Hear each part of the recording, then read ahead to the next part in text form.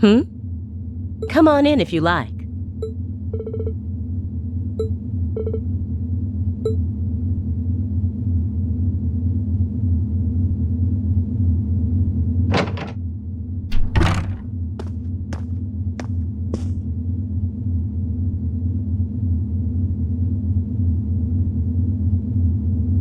Hello there, love.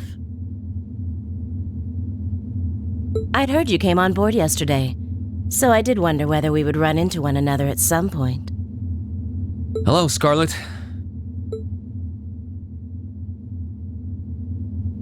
Last time we spoke was a month and a half ago near Trista, I think. Quite a memorable day for both of us, wasn't it? There's no need to stand over there. Come and have a seat.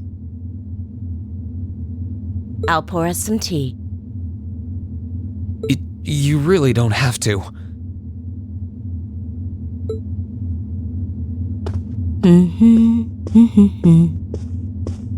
Well, I guess there's no harm in chatting for a bit.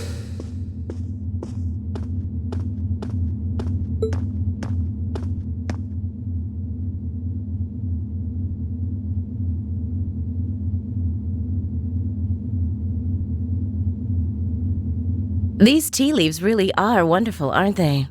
Only the best for the airship of Erebonia's most powerful noble, I suppose. I have to admit, the fragrance is like no tea I've ever had before. You're right, though.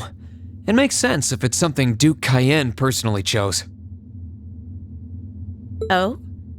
I was under the impression that your family is a part of the nobility, too. Your father is a baron, isn't he? He might be a noble, but generally barons aren't all that wealthy. We live a relatively modest lifestyle.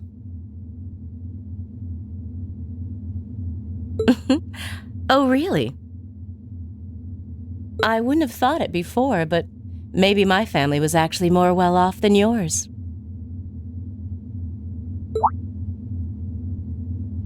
And Scarlet, I heard she lost her old hometown when he went and built a railway through it. What kind of family did you come from then?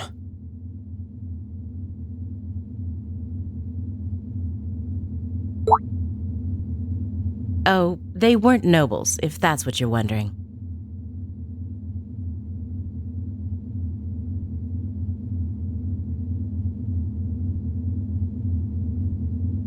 They were just relatively wealthy farmers.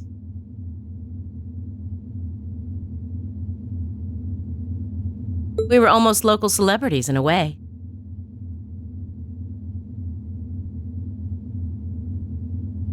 Oh, I see.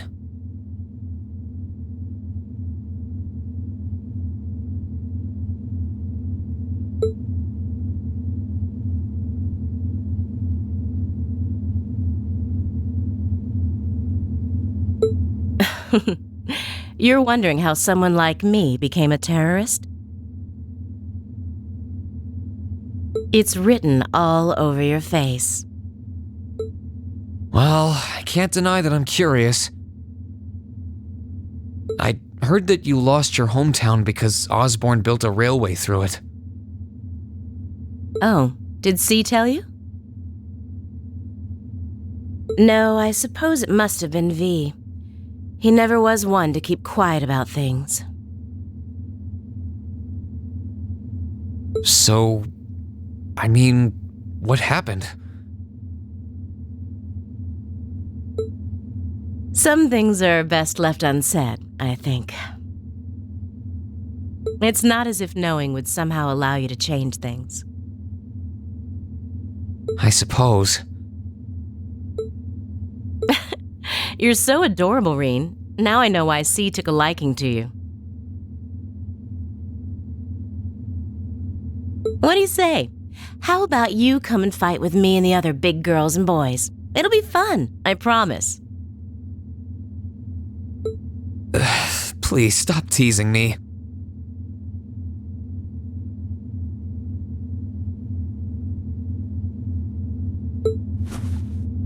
Anyway, thank you for the tea.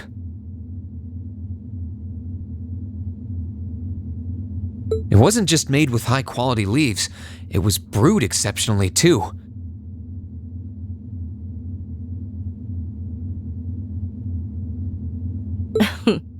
You're very welcome.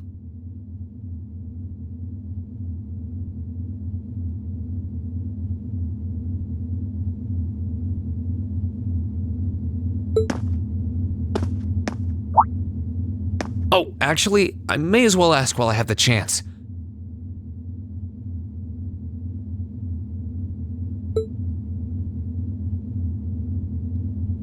Where did you learn how to use that weapon of yours anyway? It's pretty unique.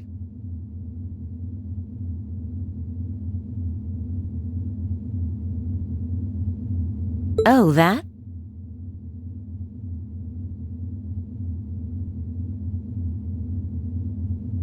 I suppose it can't hurt to tell you.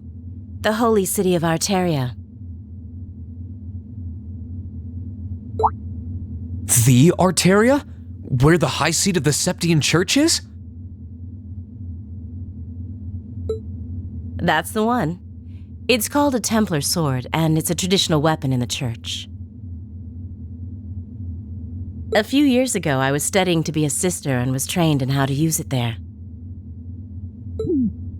Surely you must be talking about some other church, right? You're telling me there are sisters in the Septian Church who use weapons like that? There are more things in this world you don't know than you could possibly imagine. Well, it doesn't matter much now. I ended up returning to Erebonia before my training was complete. Oh?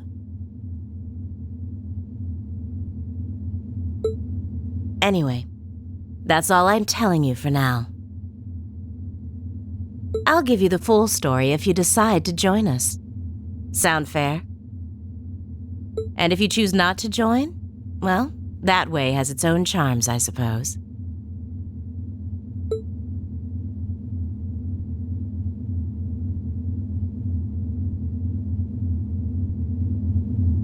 She ended up being a lot friendlier than I expected her to be. I wonder how much of what she was saying about being a sister was true. She seemed to really hate the Chancellor. I wonder what she intends to do now that he's gone.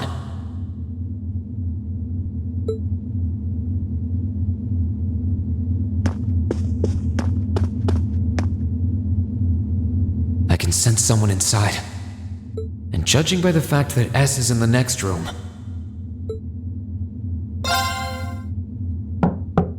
Huh? It's open. Come on in. Excuse me.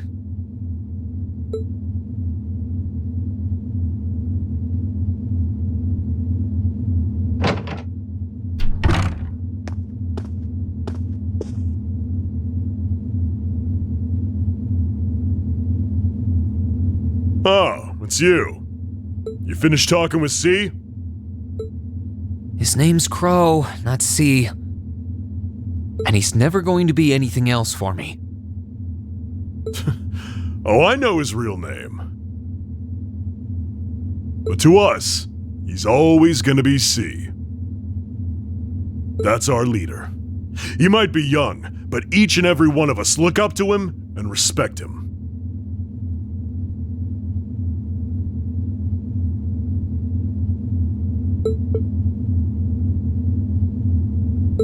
Anyway, take a seat. You got a whole lot of questions, I bet. Does you asking that mean you're willing to answer them? Depends on the questions. Just out of curiosity, how many members does the Imperial Liberation Front have left? I know the explosion back in the mine was staged, obviously. Sure was. Anyway, 10, give or take. We lost most of our members as soon as the war started kicking into gear.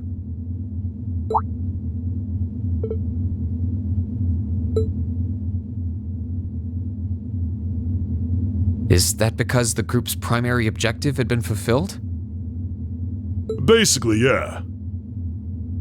We all came from different backgrounds, but the one thing we had in common was that we hated that bastard's guts. So after he'd kicked it, most of the guys didn't really have any reason for sticking around. Can't say I blame him for calling it quits. Crow said that seeing this war through to its end was the last part of his game. Are the members who haven't left sticking around for similar reasons? Interesting question.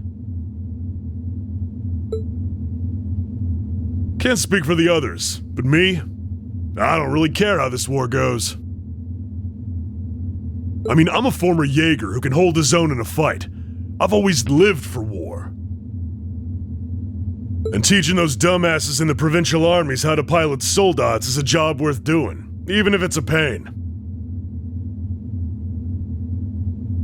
If we disband, I'll find myself something else to do. I see.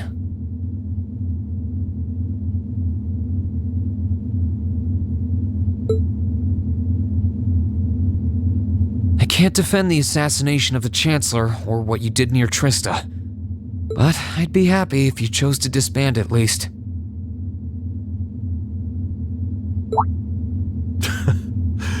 You're a funny kid. Being oddly nice to us after all the shit we caused, don't you think? The cycle of hatred's gone on for long enough. The crimes you've committed will never vanish, but no one wants this war to go on longer than it has to. It's not as though you guys want war, do you?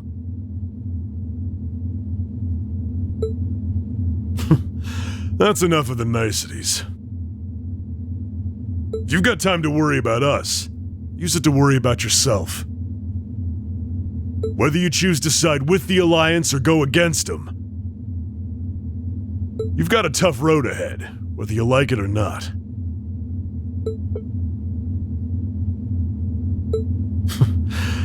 Make sure to think long and hard before you decide. And if we end up as enemies again, show me what you got.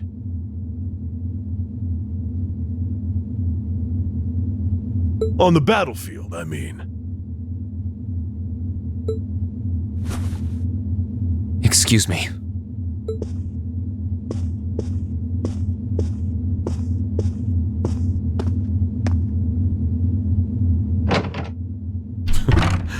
Think I might have been too harsh on the kid. Still...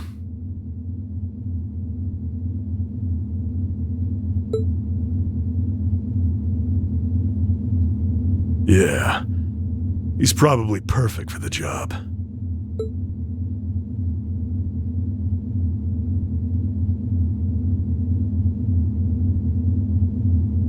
He saw right through me. He's not wrong, though. I should be worrying about myself right now.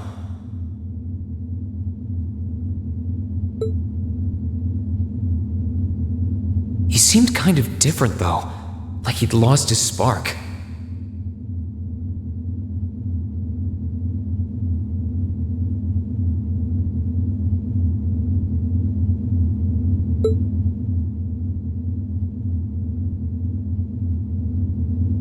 His sole objective in life seemed to be to get revenge for his old Jaeger Corps killed by Osborn.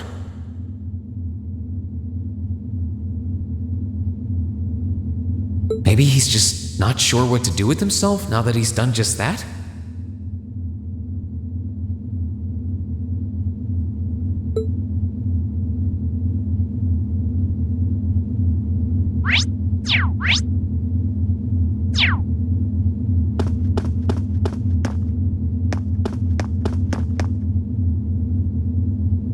Good day to you, Rean Schwarzer. What the? You're the Phantom Thief! You sure look comfortable. What are you doing here? Ha ha! Why wouldn't I be? I'm as much a guest on this ship as you are, and who would deny themselves the pleasure of a ship so beautiful? The furnishings are immaculate. The food and wine are positively sumptuous. And I am of the firm belief that it's wasteful not to take advantage of the opportunities life presents you. Ah, and speaking of opportunities, don't just stand there. Take a seat and join me in having a drink. You've been blessed with the rare chance to sit and chat one-on-one with the most beloved thief of our time. I can't believe that's how you describe yourself.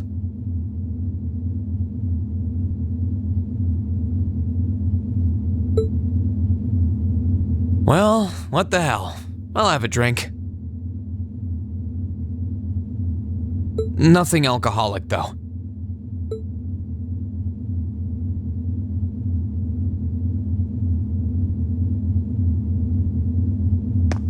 Funny. I didn't realize you'd met Prince Olivert. Indeed, there are few even among royals whose palate is so refined as his.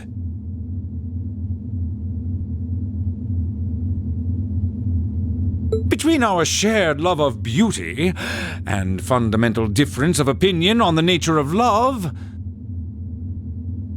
he forever remains an endless source of entertainment for me. I suddenly feel very sorry for him.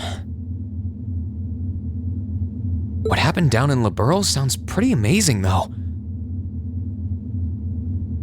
I'd heard there were problems with orbital technology in southern Erebonia at the time, but I had no idea that was why. Ha ha! That magnificent floating city was quite the sight to behold, let me tell you. Oh, how I wish I could have shown it to you.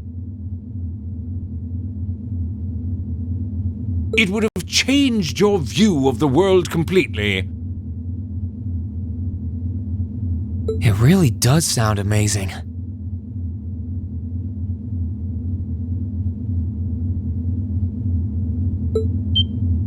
Wait, why am I sitting here having a friendly discussion with a wanted criminal? He has so many interesting and unusual stories, I got completely caught up listening to them.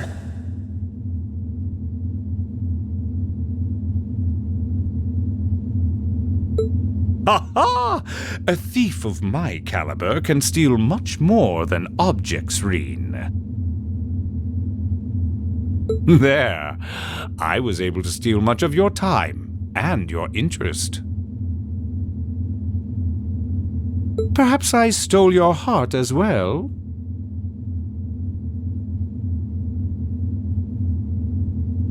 Rest assured that did not happen.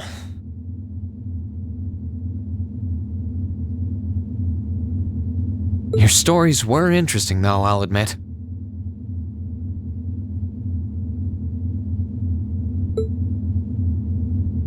By the way, you wouldn't happen to know where Prince Olivert is now, would you?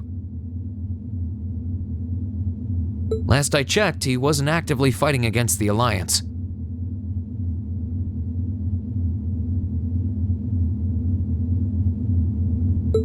Ha ha! I imagine Duke Cayenne would welcome a man like the Prince with open arms into the Alliance. To my knowledge, he was always wary of the Chancellor himself. But I digress. I'm afraid not even I know where he is at the moment.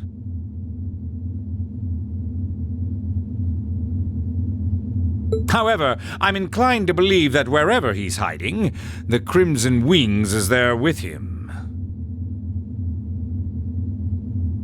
So the Courageous is missing too, then.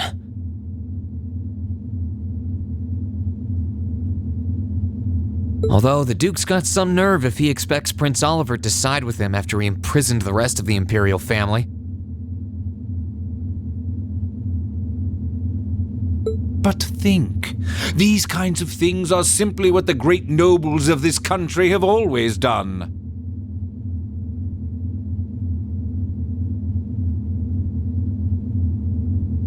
The War of the Lions, too, was brought about by numerous families of some standing backing potential successors to the throne.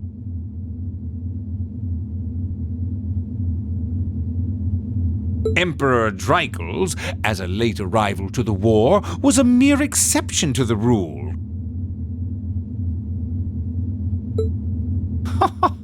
I wonder, does Prince Olivert think himself as the second coming of Dreikels?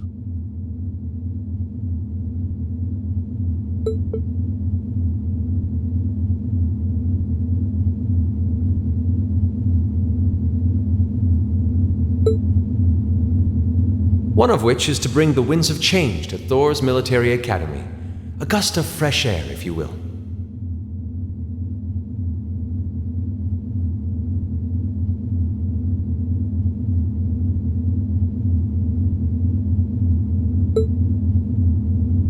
I'll admit, I hesitated to allow it, but I decided to place my hopes in you.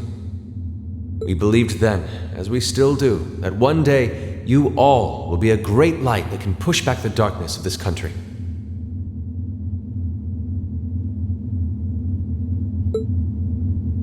I don't think he does. From what I can tell, he intends to try and end this war in a slightly different way from Dreikels.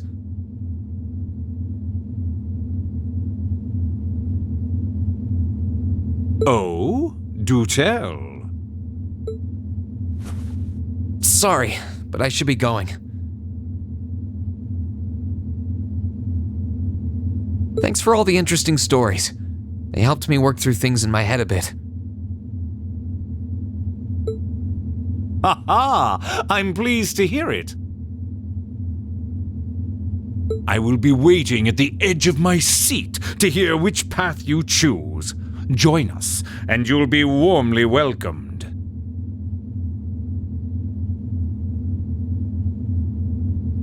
Naturally, I'm fascinated by you as the Ashen Knight's pilot.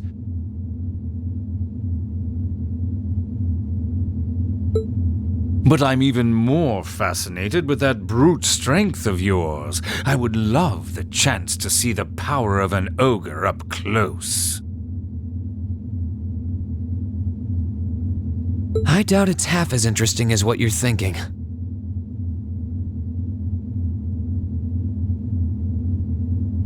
Anyway, if you'll excuse me.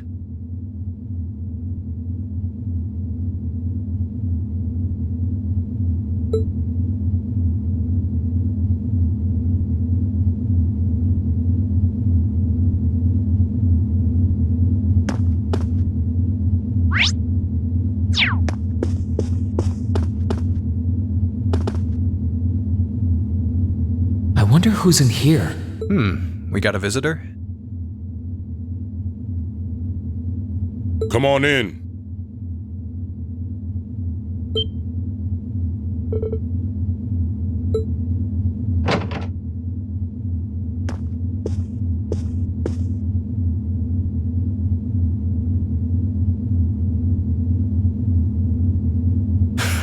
Figured it was you. Sup? Have a seat.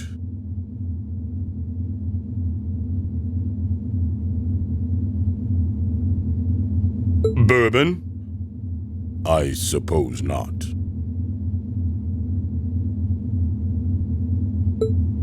Yeah, I really shouldn't.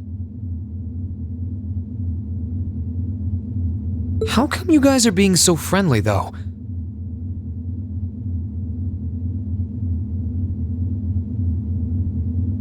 I mean, we're on opposing sides and all.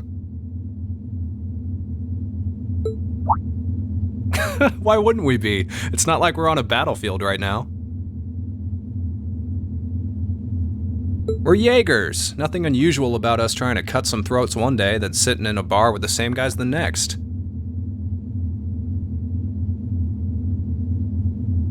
Of course, if you would rather fight with us, that can be arranged. I shall have to politely decline.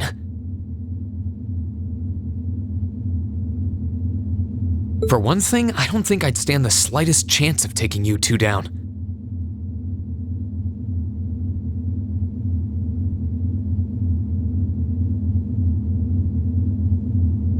Hey now, no need to be so pessimistic. Fee seems to think pretty highly of you. Have a little more faith in yourself. At the very least, you'd be able to give us a real fight in your divine night.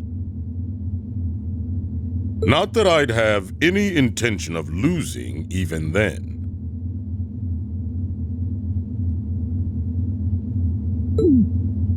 The scary thing is, I'm pretty sure he's dead serious. Well, they're used to taking out tanks. They probably have their ways.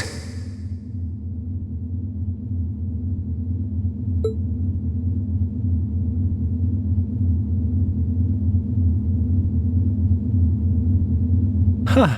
Oh, yeah? Ranking 72nd for the year in an academy full of big shot students ain't half bad. Brings a tear to my eye to see our little Fee putting her heart into her education.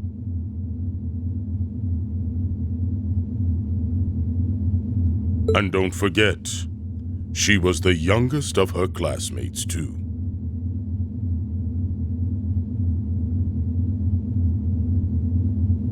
The boss was right when he said that she can do anything she puts her mind to.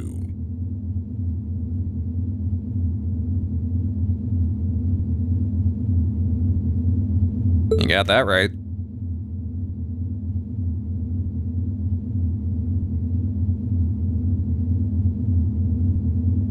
Maybe joining the gardening club will make her a bit more ladylike, too.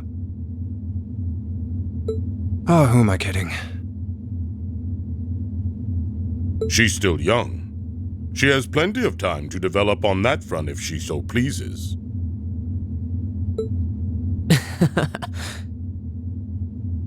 They really seem to adore her, like two proud parents talking about their child. And yet... If you don't mind me asking, why did you leave Fee behind? After your boss was killed in a battle with his sworn enemy, I mean. Oh, Fee told you about that. It sounds like you're closer to her than I thought you were. I trust this is simply me being paranoid. But you haven't tried making any moves on her, have you? No, of course not. I wouldn't dream of it. I just want to know why you'd abandon her when she obviously means so much to the two of you. She thought of you all like family. Why did you leave her all alone? Well...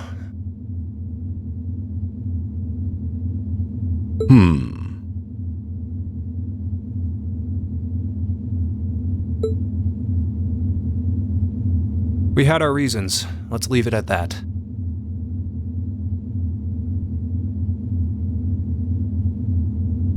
I know you want to know, but you're not the one we should be telling that to. We'll be sure to tell Fee our reasons in due time. Until then, leave the issue be. All right. I can accept that.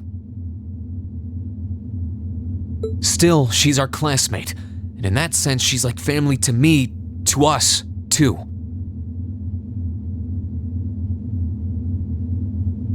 And we feel that way about her just as strongly as you do, if not more so. I want to be perfectly clear on that. Fighting words right there. Still, we'll remember you said that.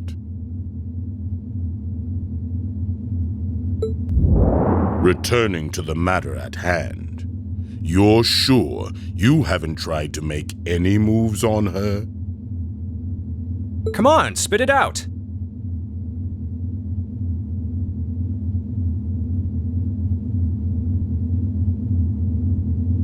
They really are like two overprotective fathers.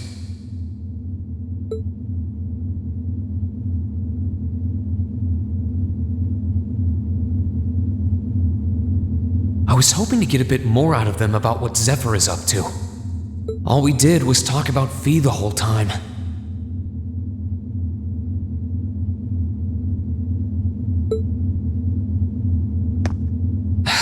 Oh well.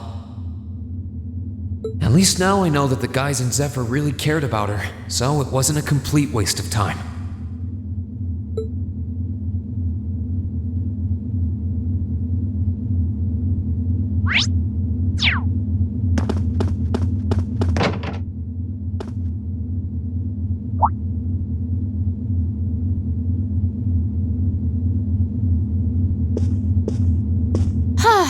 Having to travel to and from Crossbell like this is utterly exhausting. No, I mustn't complain. I'm doing this for the sake of my lord.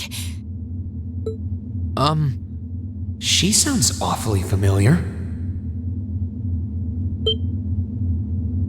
Who goes there? Wait, you're the Ashen Knight's pilot. I remember you now. You're with Ouroboros, Duvali the Swift, right? Have you no shame? Is it perhaps normal for you to barge into a lady's room unannounced? You and that Arseid are only as bad as each other, I swear. Learn your place!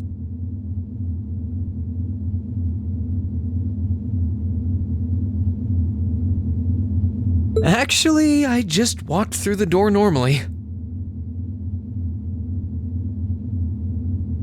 I should have probably knocked before I came in, though. Sorry about that.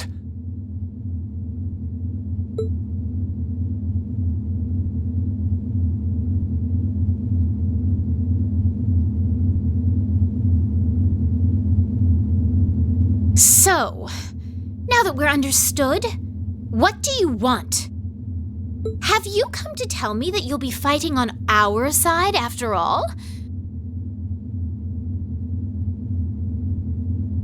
Can you not jump to conclusions?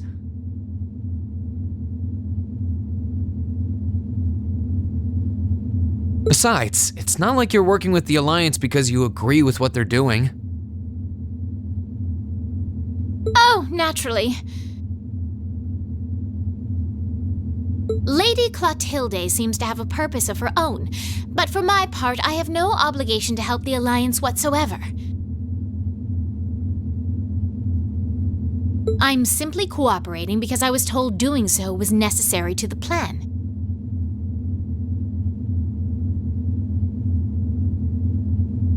Plan? I'm not sure what she's getting at.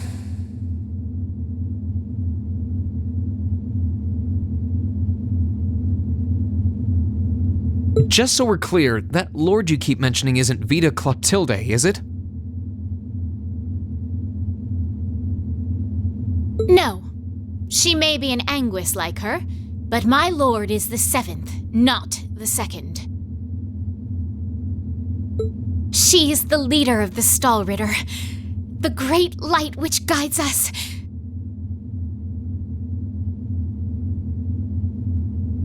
Gallant yet beautiful, proud yet merciful.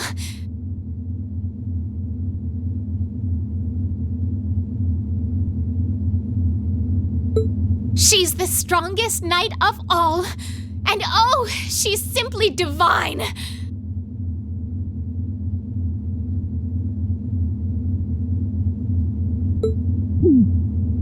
Well, you've made it clear how great you think she is.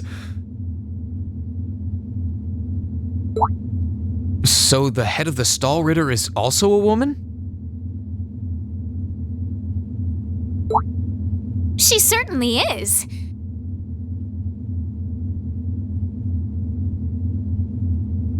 And if you must know, 100 swordsmen of your strength couldn't hope to equal her.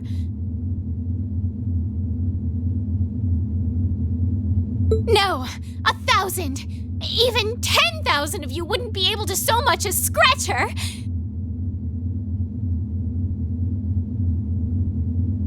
Okay, I get it. She's strong.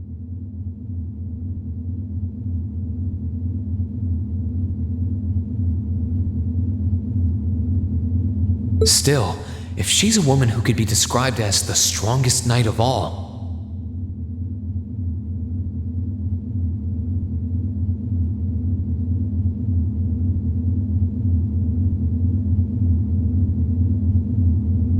Laura already noticed the similarity between the Eisenritter and Stahlritter, but she really does sound like Saint Sandlot. I see I've got you thinking. Incidentally, I may have already mentioned her title, but one can never share my lord's glory too many times.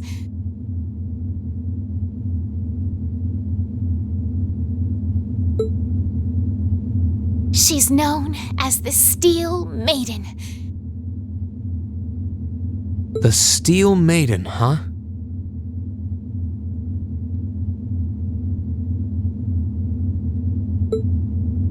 And with that, I believe that's enough idle chatter.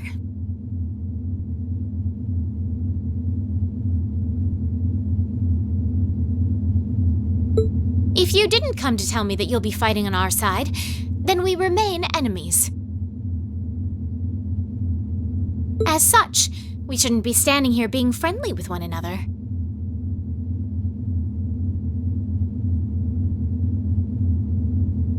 Yeah, I suppose you're right.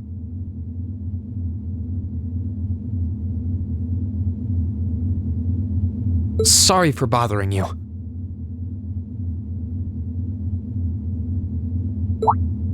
Actually, there was one more thing I wanted to ask. You're not an enforcer like Blue Blanc or Sharon, right? Is there any reason for that?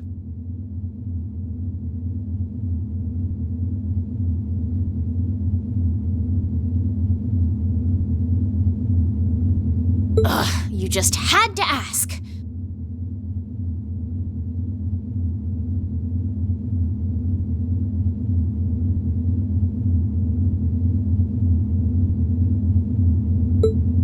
Enforcers are selected by the Society's leader, the Grandmaster. And in order to be selected as one and given a number, that person needs to be burdened by some kind of darkness.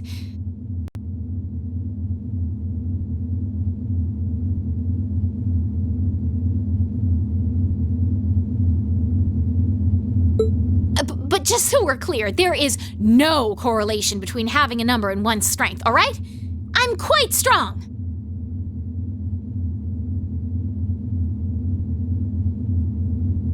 I didn't say you weren't. But it makes perfect sense. You don't strike me as someone who's carrying any kind of darkness with you. You're refreshingly sincere. Like someone who hates anything that strays from the path of righteousness.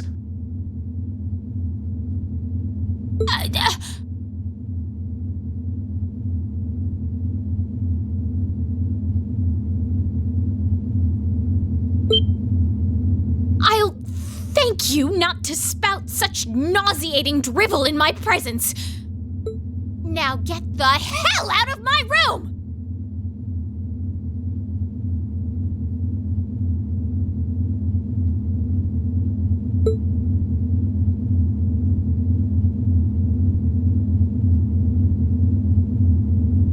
She chased me out. I'm really curious about the Steel Maiden.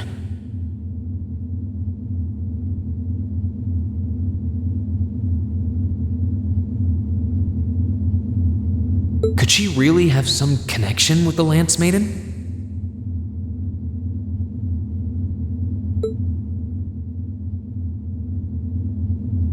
Perhaps even with the woman who helped us during our August field study.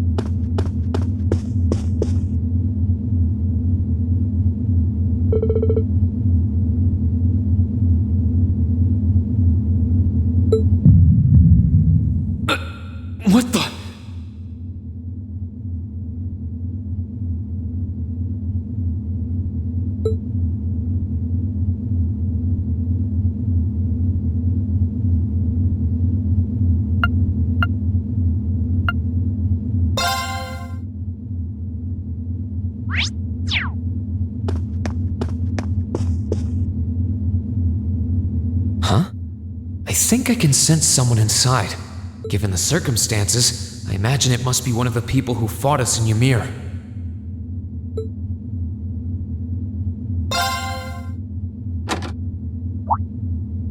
Huh? It's open.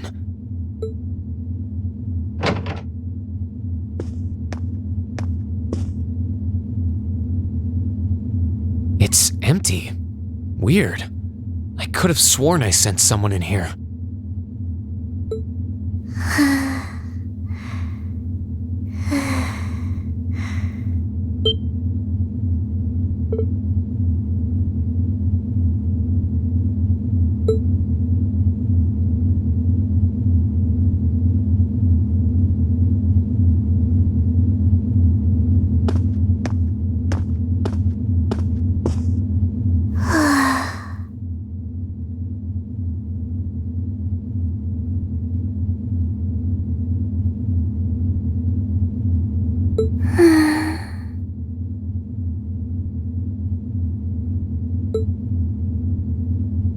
Looking at her lying down like this, she really is just a child.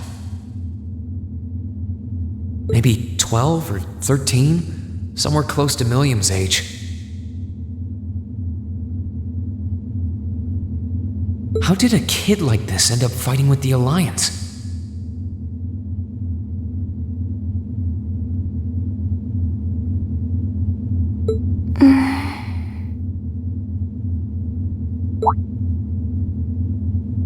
Who are you?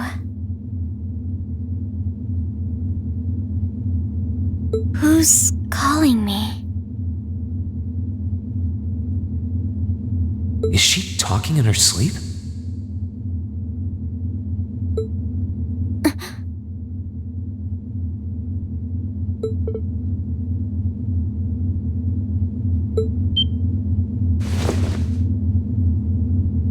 Situation assessed.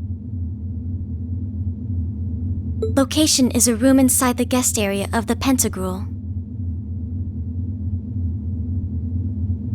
9 hours have passed since initial loss of consciousness.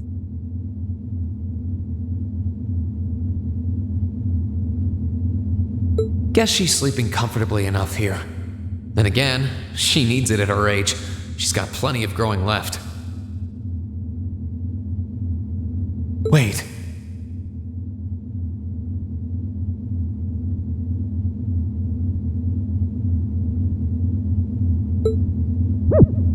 Huh? Good morning? Rean Schwarzer, why are you here? Unless my memories have been tampered with, I believe this room was solely allocated to me. Oh, it was.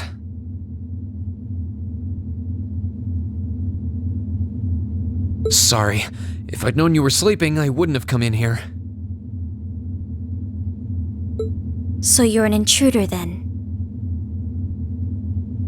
Clown Soleus.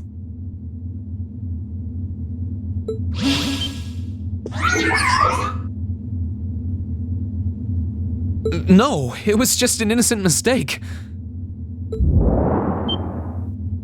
Whoa! Can we at least talk about this? No mercy for trespassers.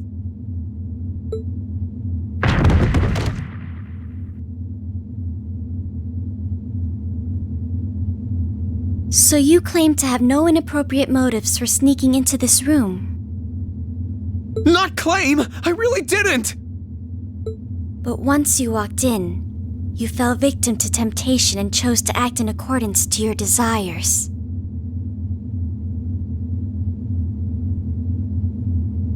No! No, I didn't!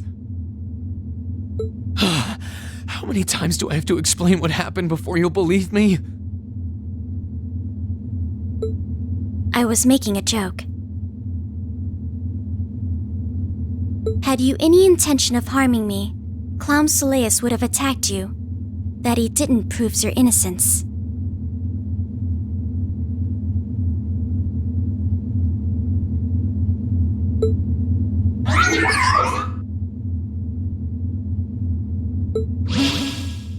Oh, right.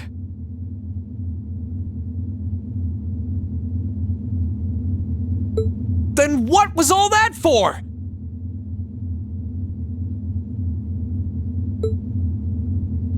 Ugh, oh, whatever.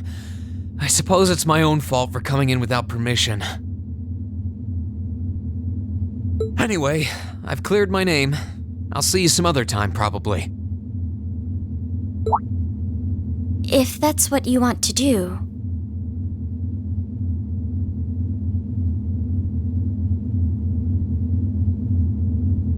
You didn't come to ask me anything then?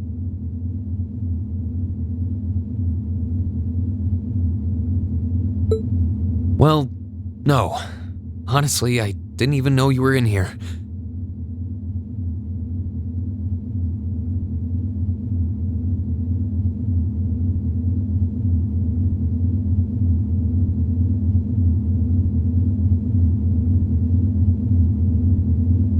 I do have a lot I'd like to ask you, though, and just as much I'd like to say to you.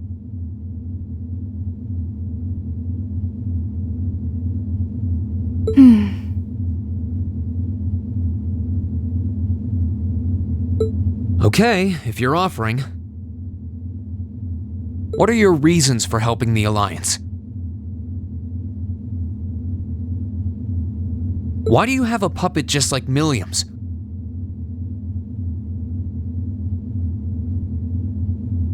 Just who are you?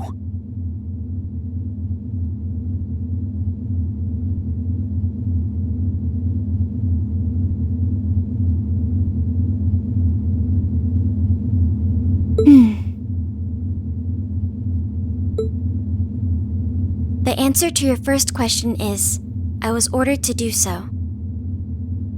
As all information regarding Clown Soleus is confidential, I am unable to answer your second question.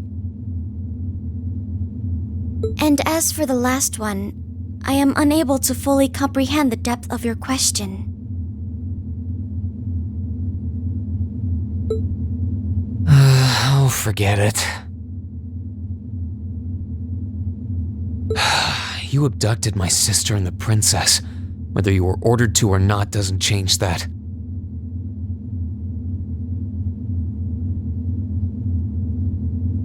And it's not something I think I can forgive. See you around.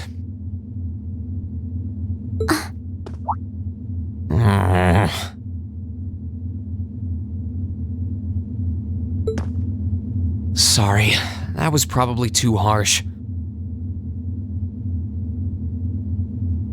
I can't pretend to know anything about your circumstances. But I do know that you didn't abduct them of your own free will.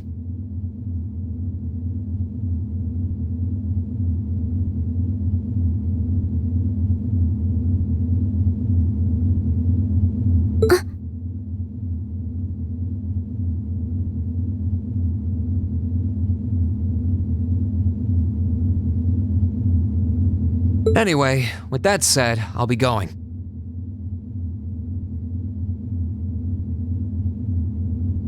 Maybe we'll have a chance to talk again sometime.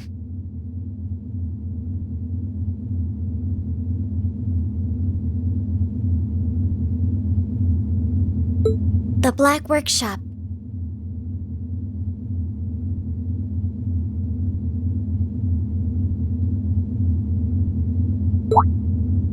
What?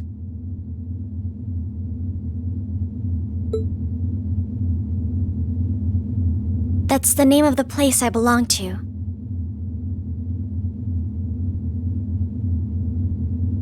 It was they who loaned me to the Noble Alliance. Unless you choose to join the Alliance, that is the most I'm able to disclose to you.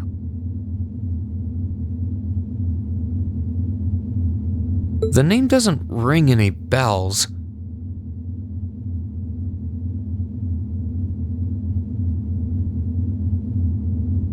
And loaned? That makes it sound like...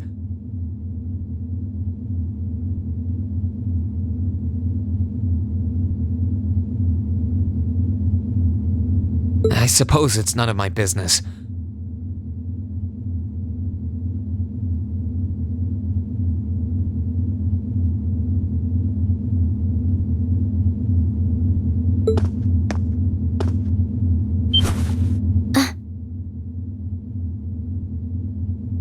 Thanks for telling me.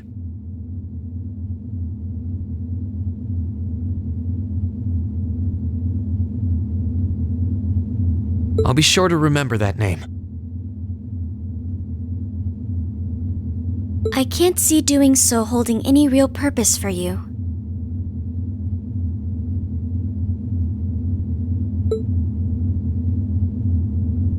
Incidentally, did you have any untoward motives behind what you just did?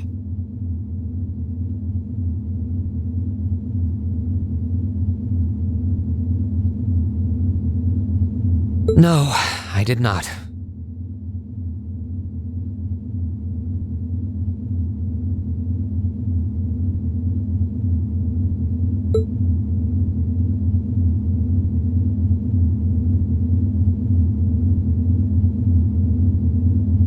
The Black Workshop? Loaned? Sounds like stuff worth remembering.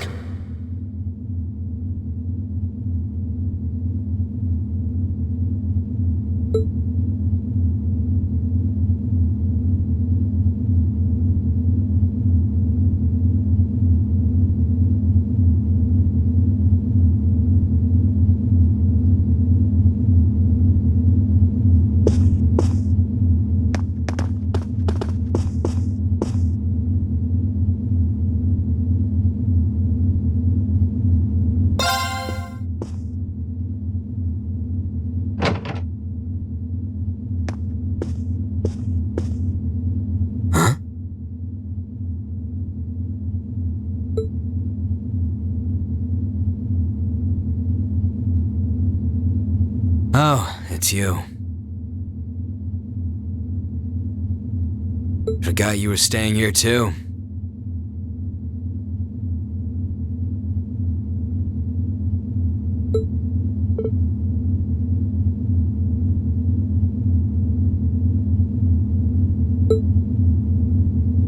What was that?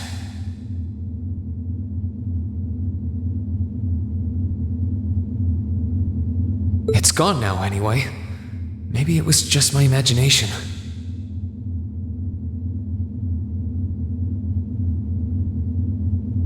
So what's up? I couldn't give a damn whether you joined the Alliance or not, to be honest.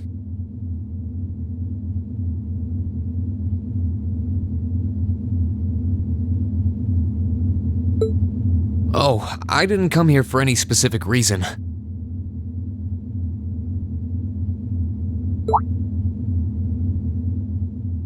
Interesting. You mixed by any chance? Could I sit and talk to you for a while? What a pain in the ass.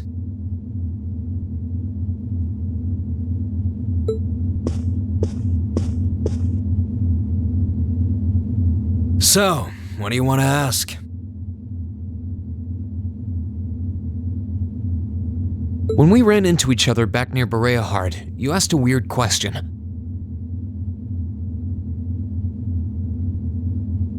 Something about being mixed? Oh, that? I didn't have the chance to figure out what that meant at the time. But what did you mean?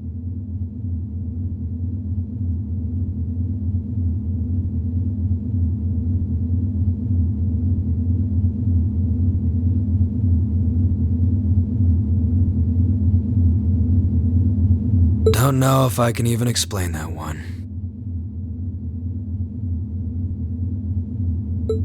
It's just something you feel. What we've got mixed into us is obviously different in strength and nature.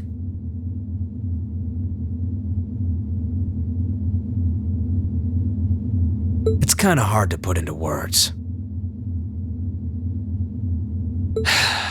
Yeah, seems that way.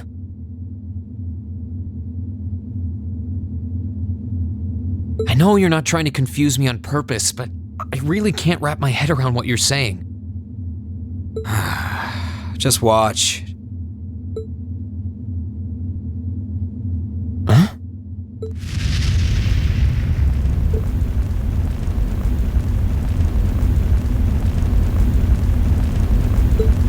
There's no trick to it.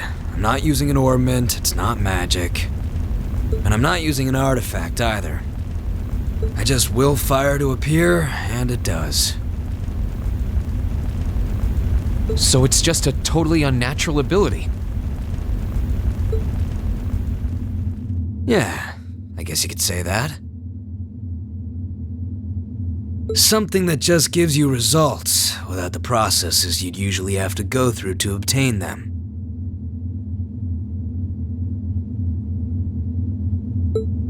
You've got one too, right?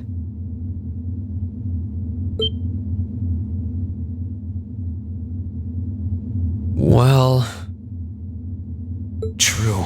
That power of mine wasn't something I gained from training. I don't even know where the power itself is coming from.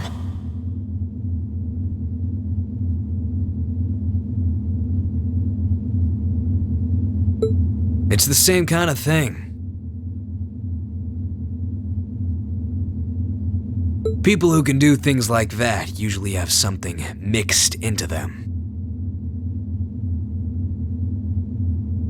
Something foreign, unnatural, mixed into their body itself, different to the church's stigmas. Looks like a pretty small part of it in your case, though.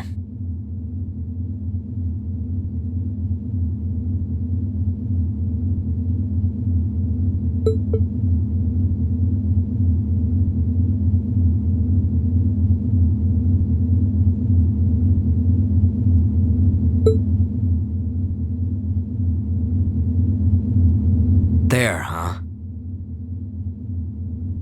Anyway, I couldn't tell you how, where, or why whatever it is got mixed into you.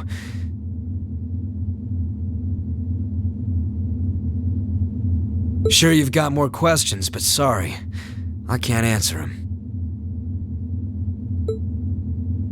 No, it's okay. You've answered enough already. I feel like I understand myself a little better now, actually.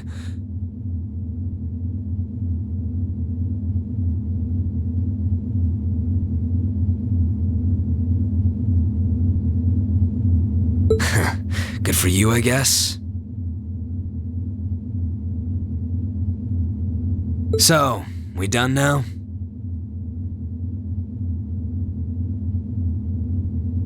Yeah, thanks for your time.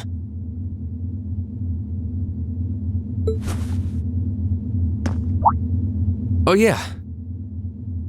So how much of you is unnatural?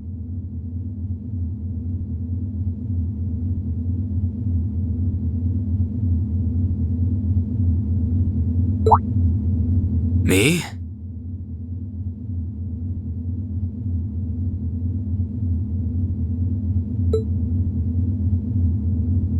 All of me.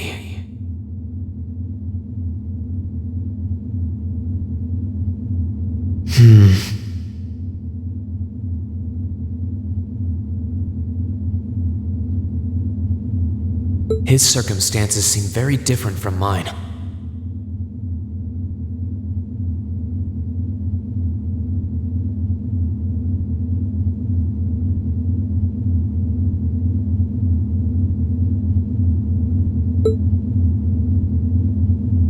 Guess all I can do is remember what he said. Maybe there will come a time when it'll all make sense. I'm sure one day I'll find out what this power of mine is, what the story behind me being given this power as a kid is.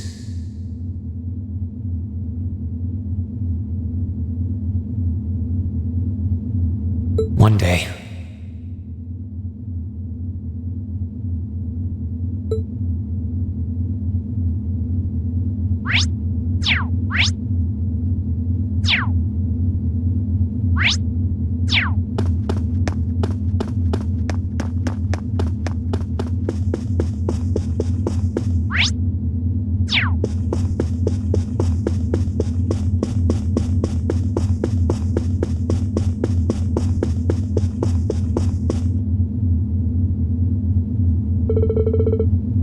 Time to see who's inside.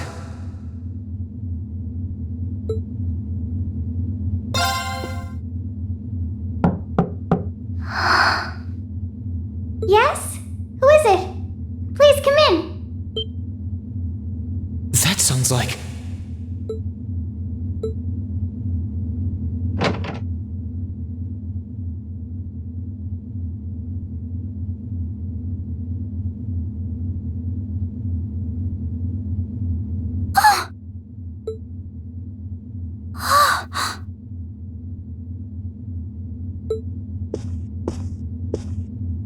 I had a feeling it was you. But I didn't dare to hope.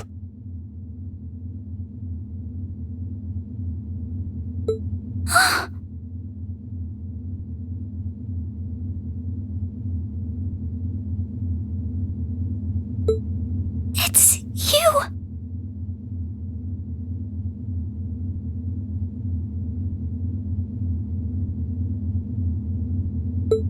It's really, really you!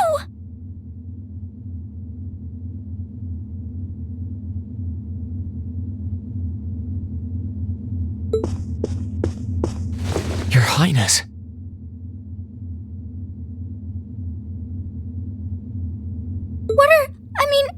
How did you get here? This all feels like a dream.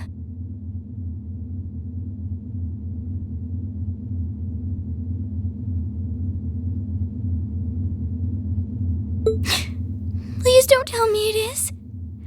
I don't think my heart could handle the disappointment.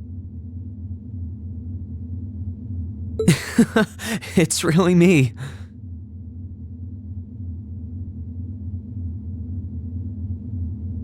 I'm so glad you're safe.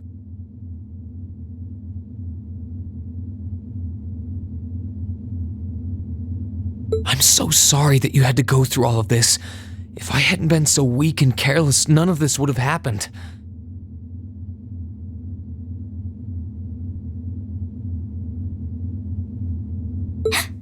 You mustn't apologize.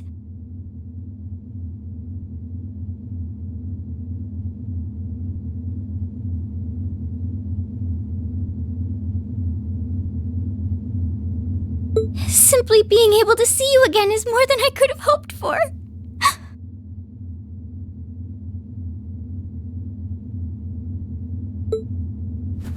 You must have been really lonely.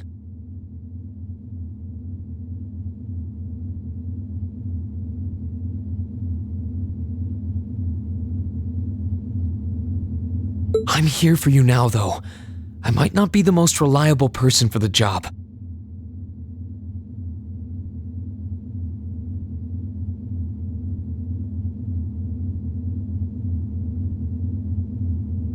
But I'm not going anywhere.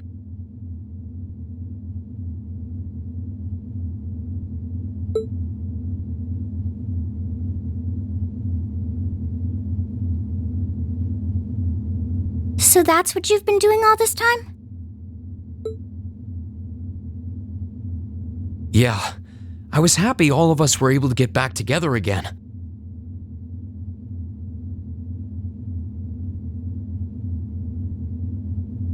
But then yesterday, I ended up being invited onto this ship by Duke Cayenne. That's why I'm here, talking to you.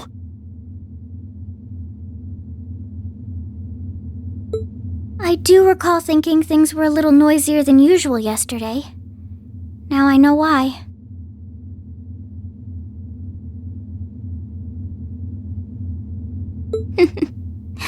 Strange as it may sound, I suppose I owe the Duke my thanks. After all, if not for his invitation, we wouldn't have been able to find each other like this. Sorry. I wish I could say I'd snuck on board to rescue you or something.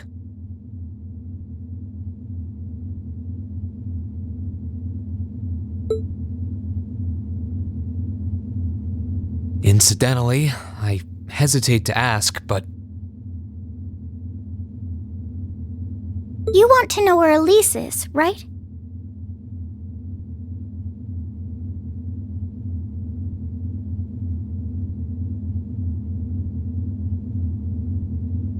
She's not on this ship, I'm afraid. I can't say for sure, but I believe she's been taken to the same place as my parents.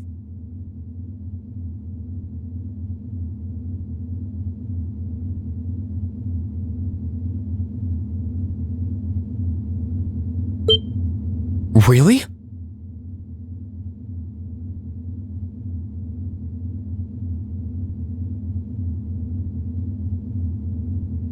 I'm sure it isn't news to you that my mother, father, and Cedric have been imprisoned somewhere. And apparently, they've chosen Elise to be my family's attendant.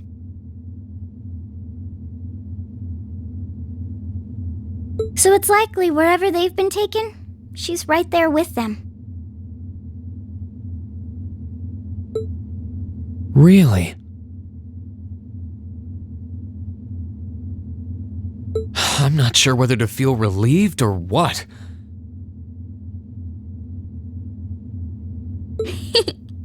I can hardly blame you. I feel exactly the same way, even.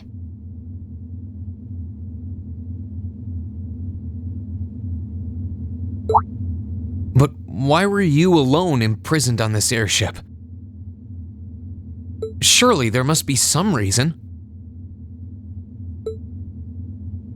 That was Duke Cayenne's decision. I believe he's using me to suppress potential rebellion in areas occupied by the Alliance.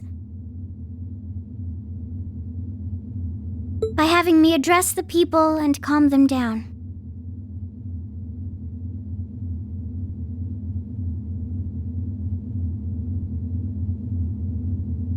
Forgive me for saying so, but that's a little messed up, using you like that.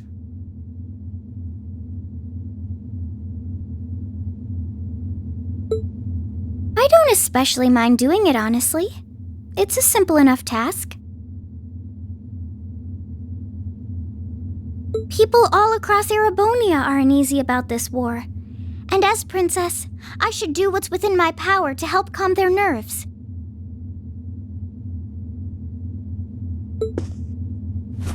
But at the expense of your own feelings?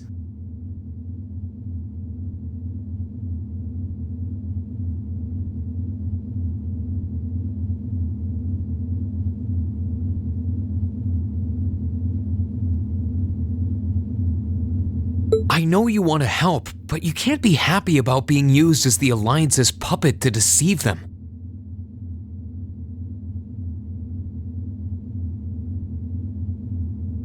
Plus, you've been forcibly separated from your family, your best friend. You don't even know where they are.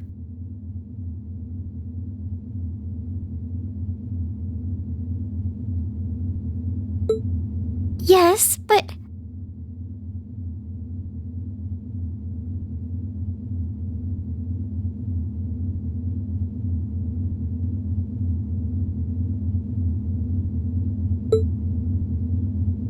Oh, why even bother? You see through everything, don't you, Rean?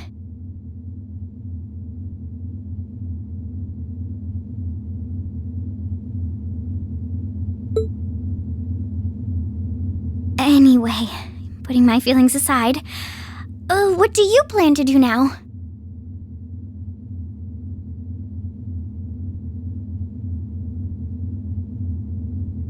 I presume you don't intend to actually do whatever Duke Cayenne tells you to.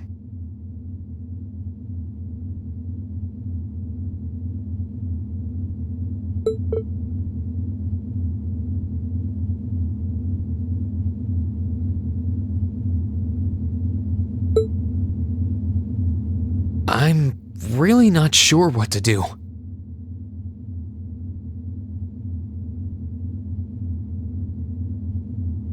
The longer this war goes on, the more people will suffer because of it.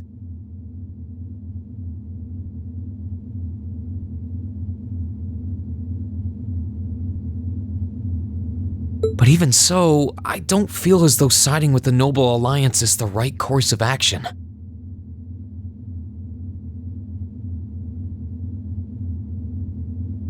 And the same goes for the Imperial Army. I can't in good conscience side with them either. I see.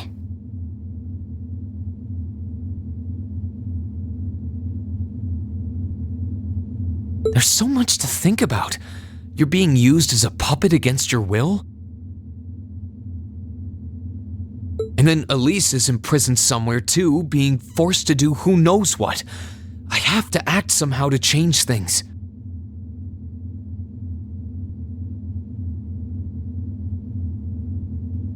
That wasn't your fault, Rean.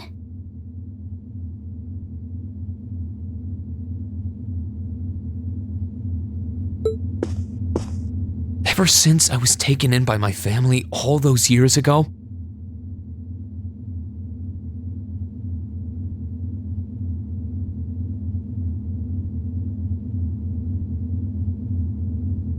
I've tried to be a brother figure to her.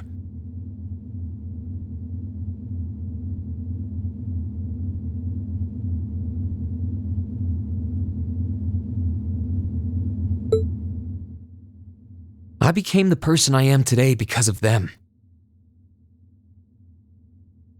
They've always loved me like they would a real son, and she's always treated me like a real older brother. You saw that power of mine, didn't you? And what I look like when I use it?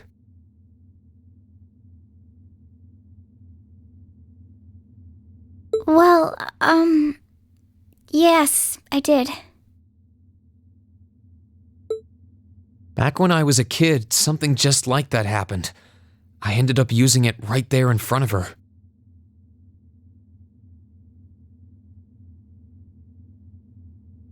She should have been terrified of me, but if she was, she never once let it show. She treated me exactly the same as before.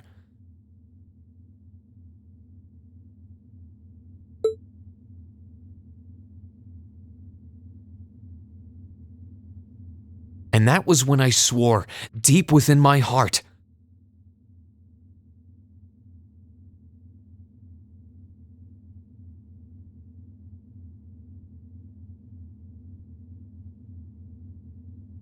no matter what happened, no matter what I had to do, I would always protect her.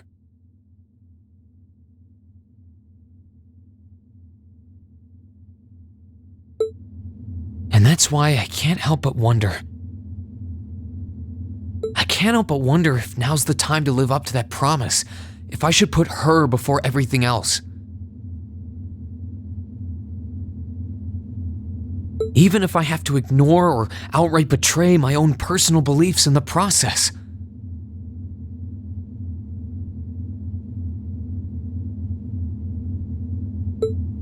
Rean.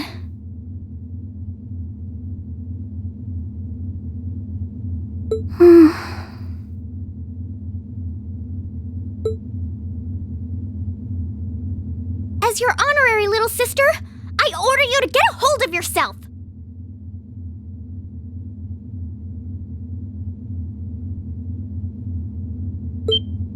What? Your Highness.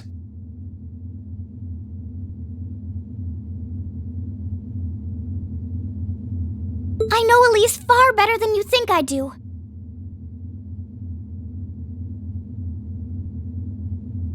In fact, I'd even go as far as to say I know her better than you.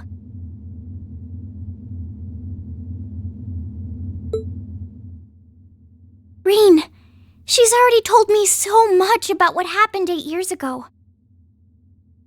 She told me about how that snowy day was what inspired you to take up the sword.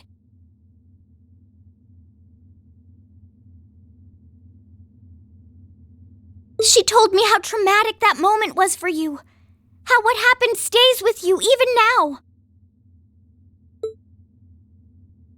And she even told me that, while she hated how she felt the tiniest bit happy because of it. Because it meant that your attention, your guilt, and your sense of responsibility were directed towards her and no one else. And she knew more than anyone how selfish that was.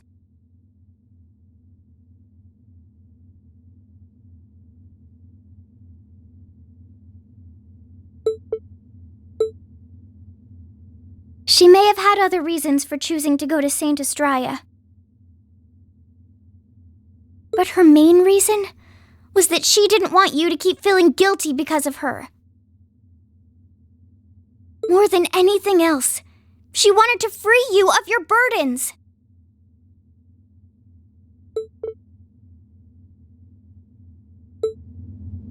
You should know, when you joined Thor's and were making new friends, and you finally seemed to be moving forward, she felt a little jealous, and even a little lonely at being left behind.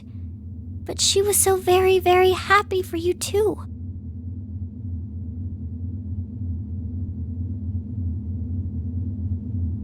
So please, Rean. Please don't use Elise to justify not choosing your place in this war.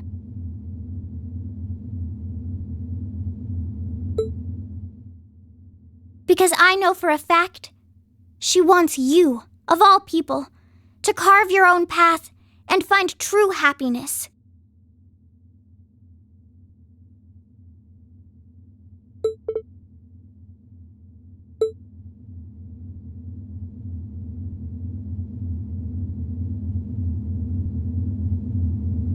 How could I have been so blind? All this time I thought I was trying to protect her, and it's been the other way around since the start. And that's not just true for her either. Mom, Dad, Master Ka-Fai. All my friends at Thor's, they've been supporting me this whole time. How could I have missed something so obvious?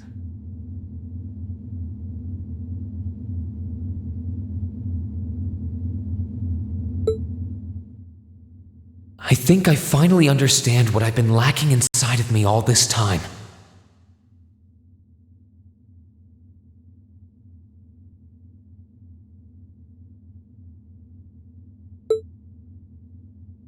I was so focused on trying to protect others, I never stopped to think about how relationships go both ways.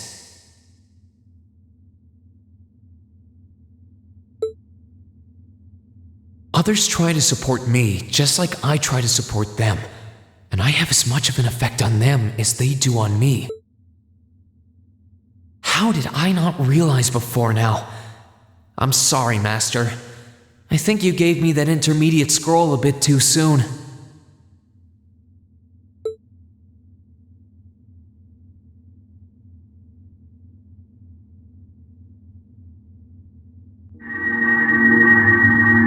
Better to realize late than never, I suppose. Because now I finally feel like I'm ready. As long as I keep that fact in mind, I won't lose control again.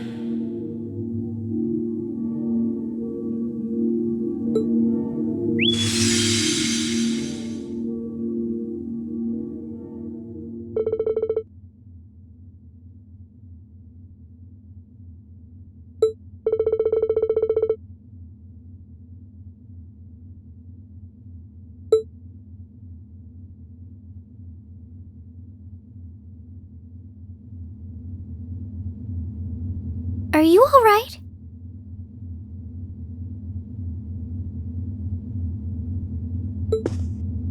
I'm fine, and I've got you to thank for that. Forget honorary, you sounded just like my real sister for a minute.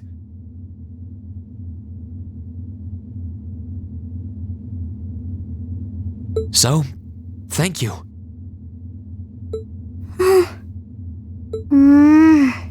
I think it's time we get going.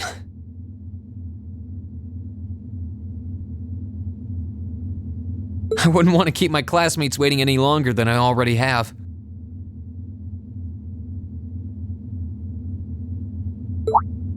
A pity, but you're right.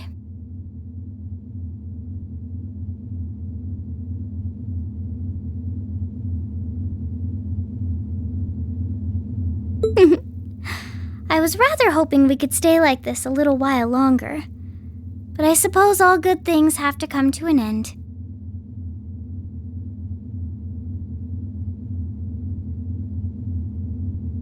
Take care of yourself, Rean. I'll leave Elise's rescue to you.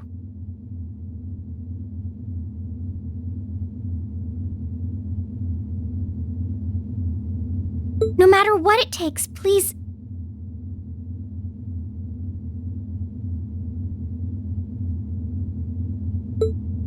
Why are you shaking your head?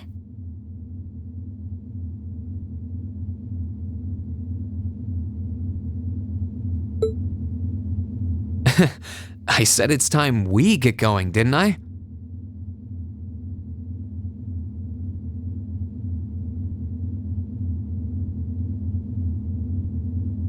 There's no way I'm leaving my sister's best friend imprisoned in a place like this.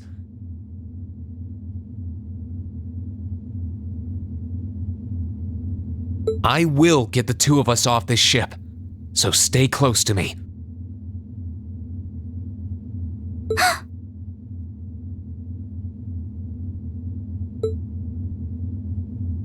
Right!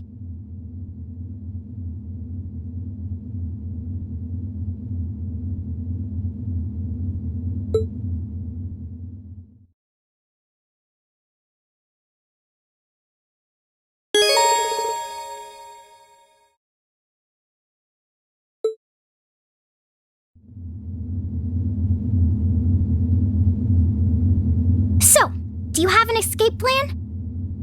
Valimar, the Ashen Knight, is on the deck. He's chained up there, but if we can get to him, I'm sure we can find some way to use him to get away from here. First, though, we need to find a way to get out of this part of the ship without anyone noticing.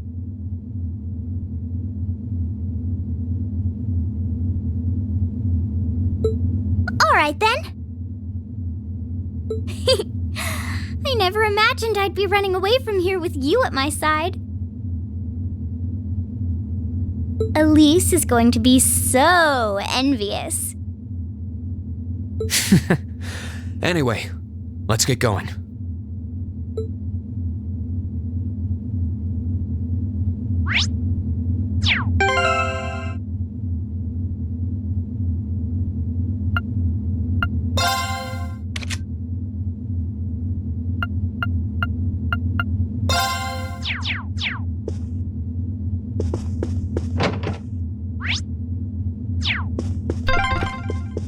There are a lot of very strong people here, so try to keep your voice down.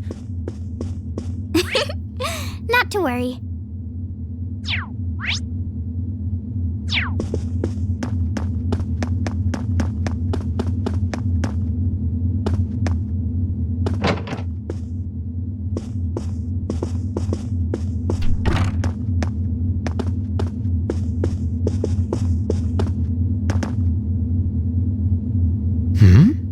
This looks like... Thought so. It's a vent. Well, that's convenient. Might it lead to somewhere else on the ship, you think? Most likely. Still, I can't very well ask a princess to crawl through a vent. Nonsense, Rean. Of course you can. I'm ready to begin our great escape. But it's going to be all dark inside, and probably filthy too. A little bit of darkness and dirt never hurt anyone.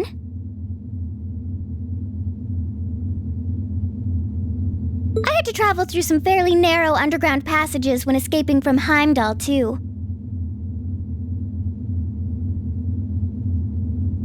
All right, how about I go first? I'm smaller than you, after all.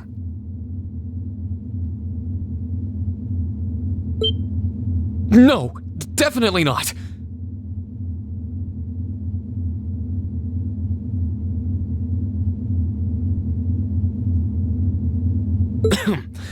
Well, as long as you're all right with it, but I'll be going first.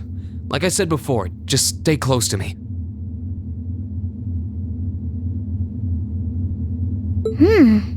All right then. You'd think a princess would be more mindful when she's wearing a dress.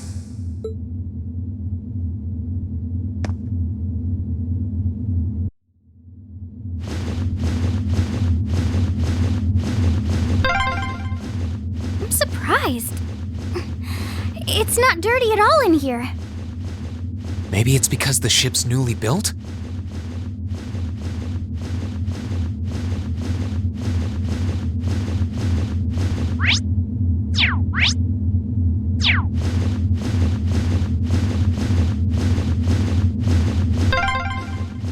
Oh, there's a corner!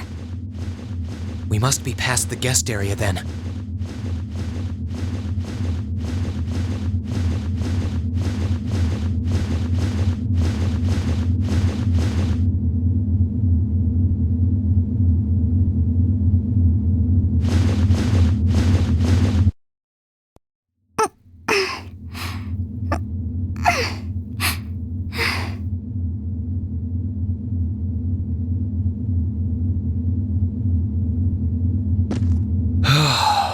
Looks like we're in the clear for that part of the ship, at least. My, that was intense. It's like I've stepped right into the world of one of those spy novels that are so popular these days. Anyway, here's hoping we can make it to the deck without getting caught. What is it? Soldiers are coming this way. Keep a safe distance and let me handle this.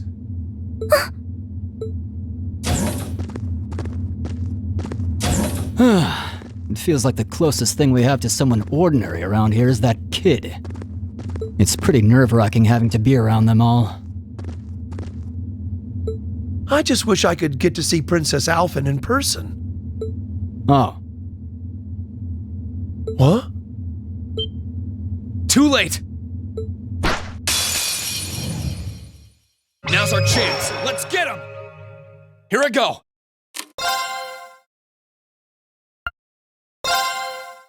Burn to ash!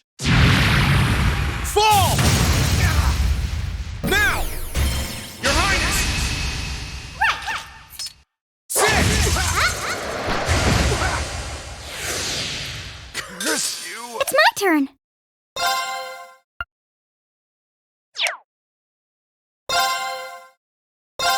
Arcus, activate! Too slow! Now's our chance! Your Highness!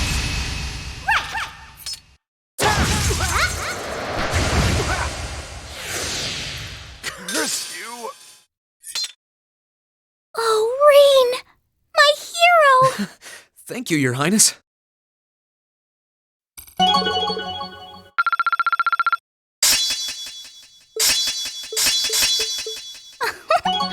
That went well.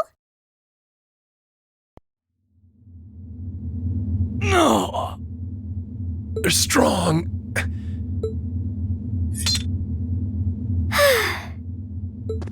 Are you all right, Your Highness? Yes, I'm fine. Thanks to you, of course. Let's be going. I'll be sure to stay very close to you. Good. All right, here we go.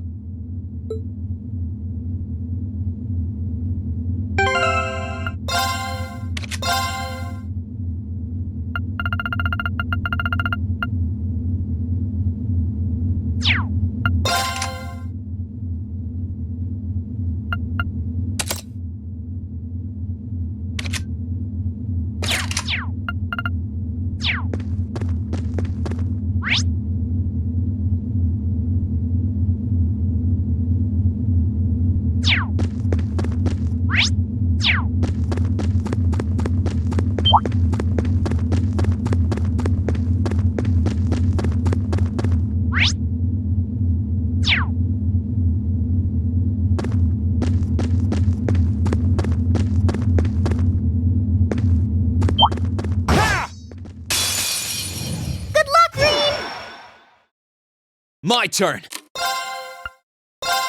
Burn to ash! Fall! Right!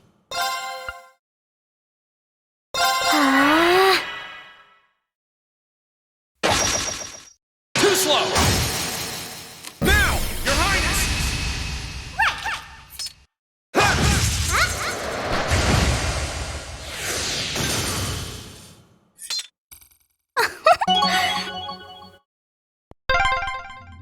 Are they mechanical monsters? They're called archaisms.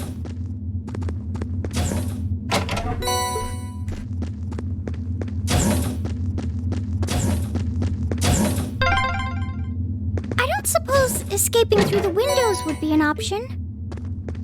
Probably not. We'll have to do this the long way.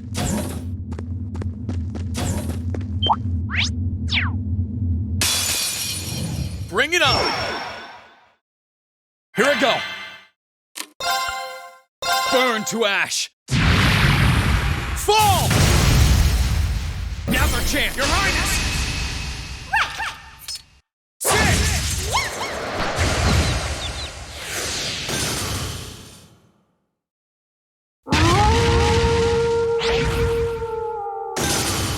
Gladly! Arcus, activate! Too slow! Now! Your Highness!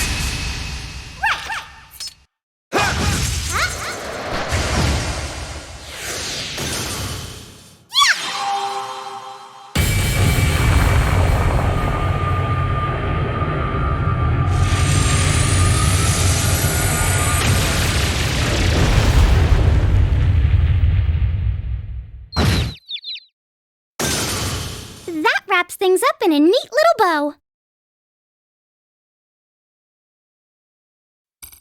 I did it!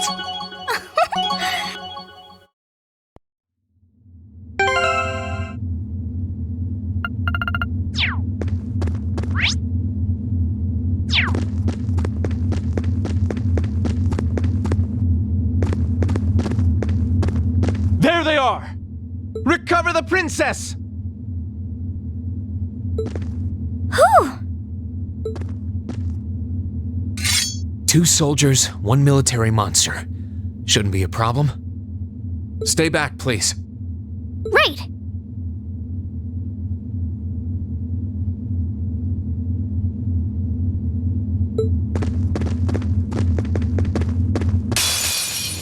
Good luck, Rean! Let's move! Burn to ash! Fall! Now's our chance, Your Highness! Understood!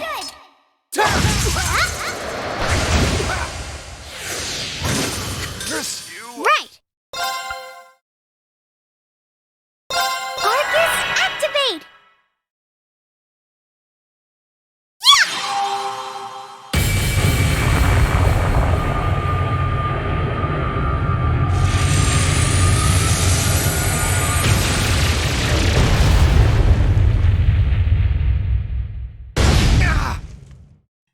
Curse you! That was splendid!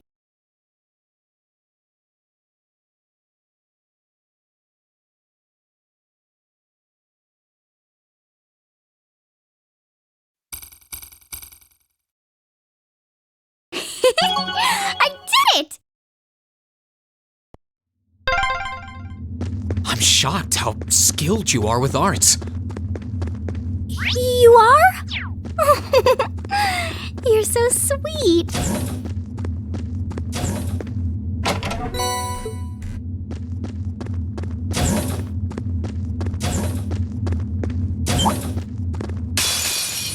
Enemy sighted! Let's take him out! My turn! Burn to ash! Fall! Gladly.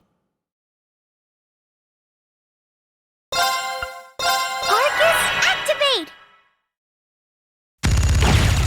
Too slow! Now! Your Highness!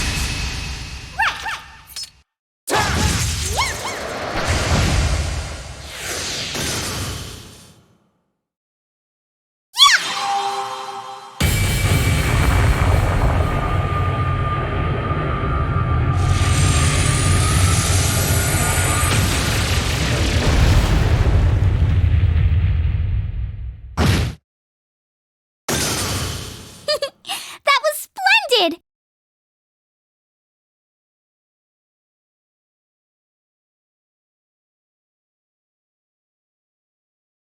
I did it!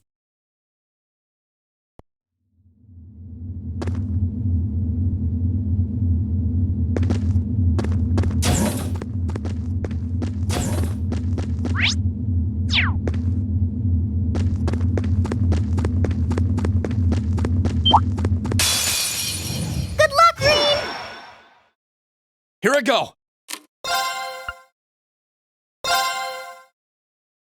Burn to ash! Fall! Now!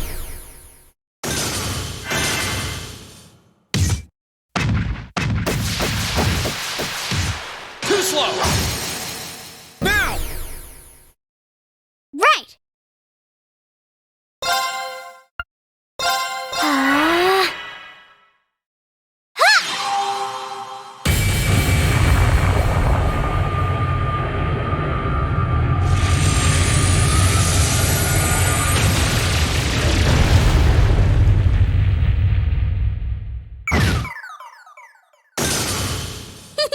That was splendid!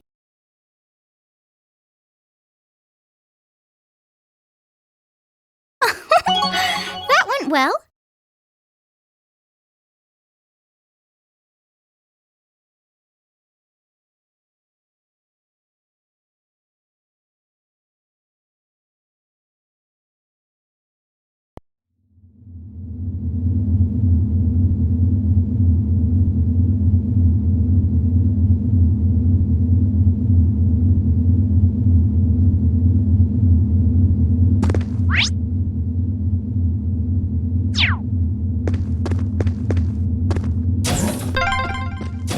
Oh, look! A staircase! Hopefully this will lead to the deck.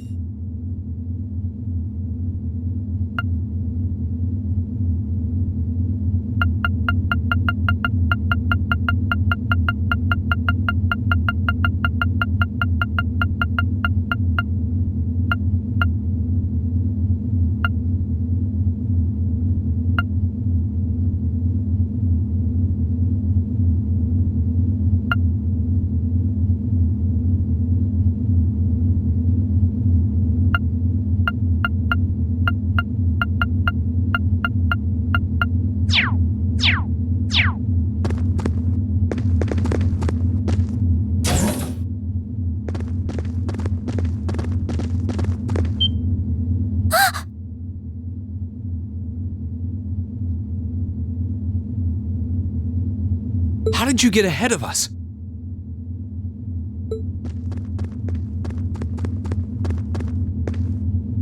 Ha ha! I'll freely admit I wasn't actually expecting you to join the Alliance.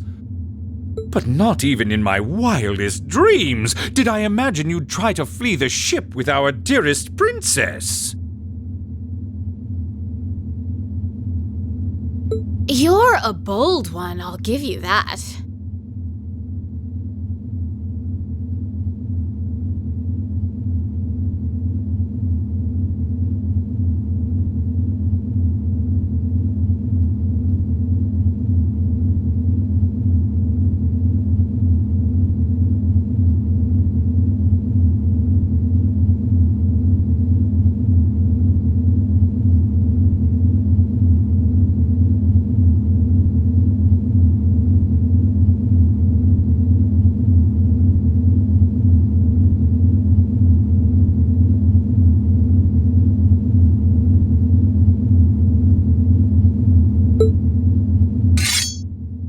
I wasn't expecting to run into either of you on the way out either.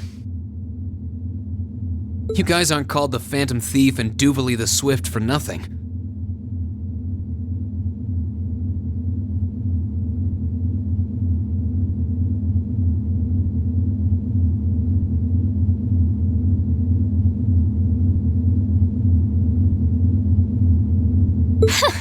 Trying to praise us won't get us to let you pass. Ha ha! Princess Alfin is one of this nation's most precious treasures.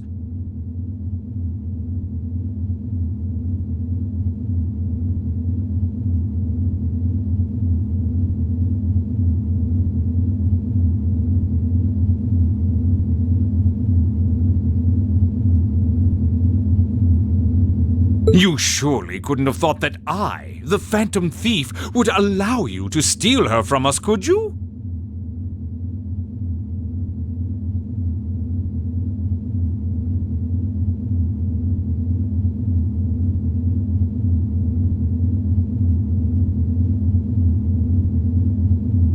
I'm not being stolen by anyone.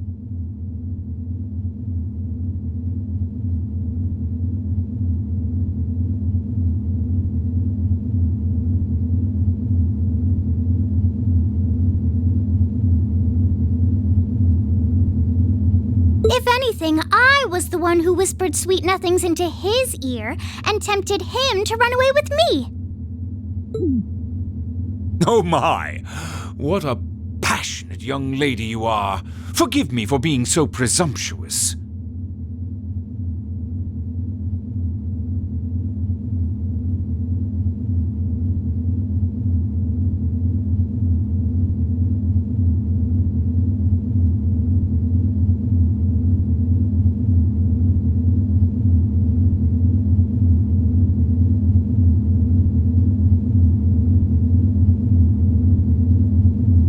You've no doubt taken after your brother in more ways than one.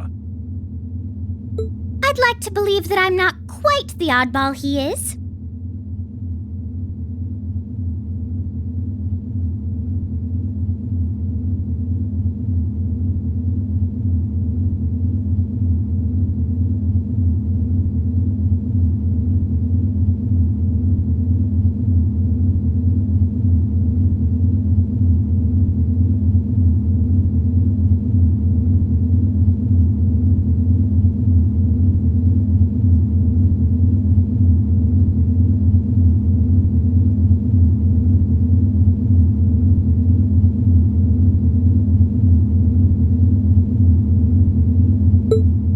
Agree more with his belief that love is the truest form of beauty, however. Really now?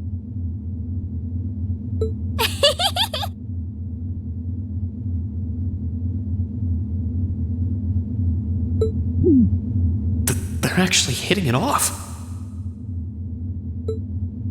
I think that's enough messing around for one day.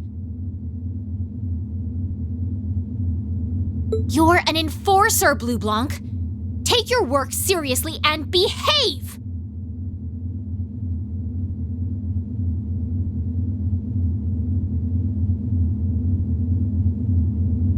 Ha ha! I think the number of enforcers who take things seriously are in the minority, I'm afraid.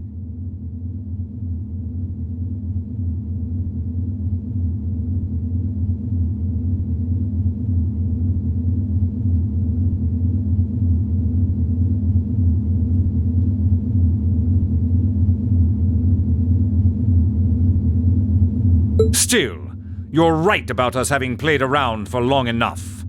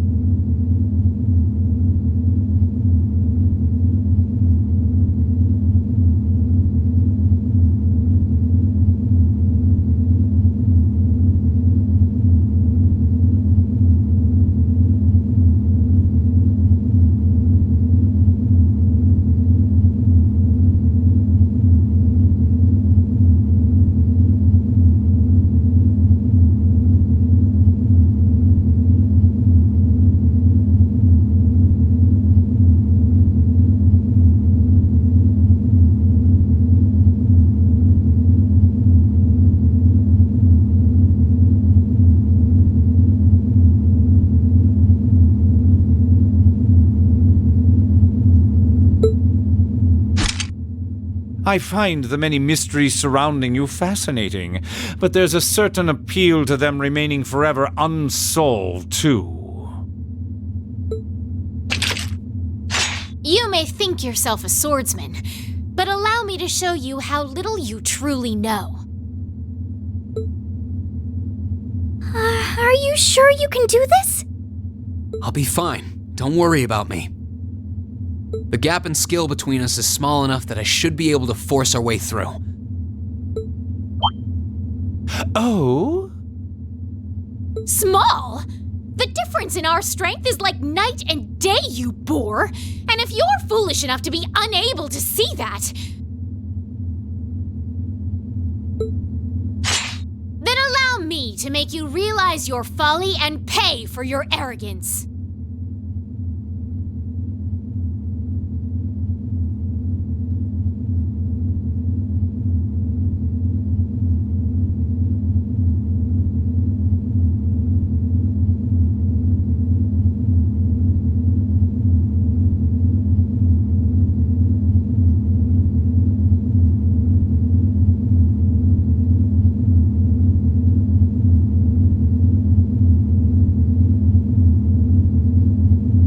The one being foolish and arrogant is you.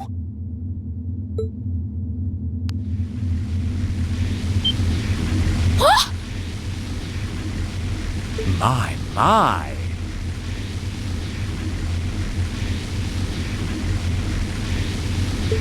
Rean?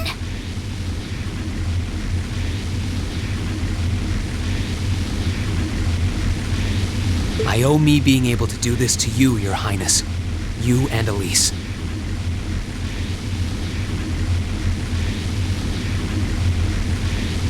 No. Everyone who's done anything to aid us in coming this far deserves thanks.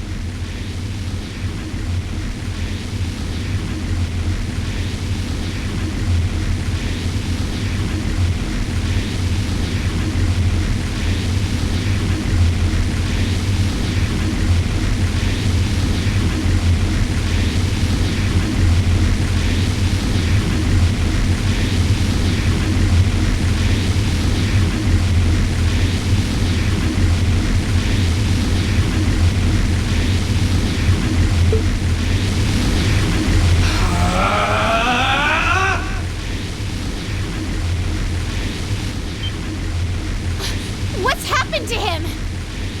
Could this be your ogre power?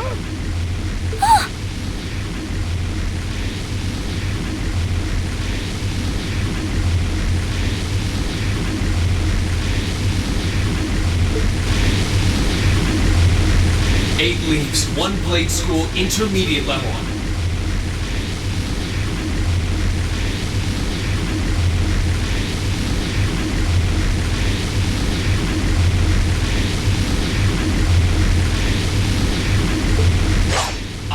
Rean Schwarzer will be your opponent.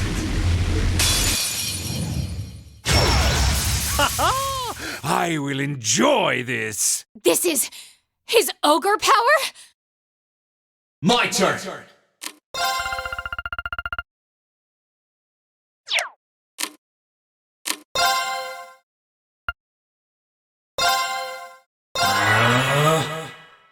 Come, my minions.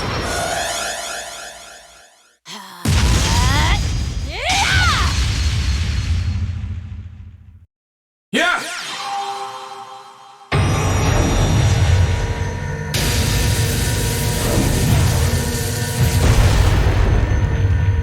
What?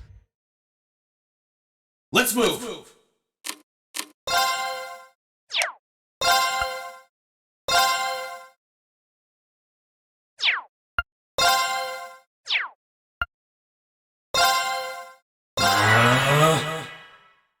Yeah!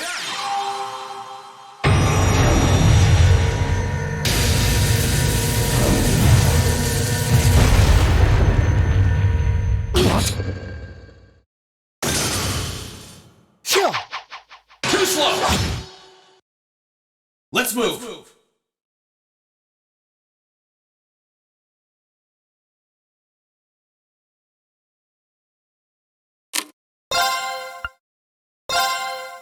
Burn to ash!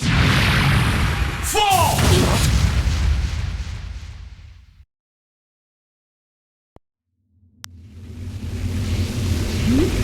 How can this be happening?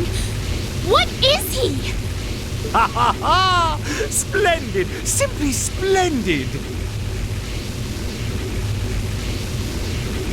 So you finally conquered your power and made it your own, did you? You continue to fascinate me, Rean.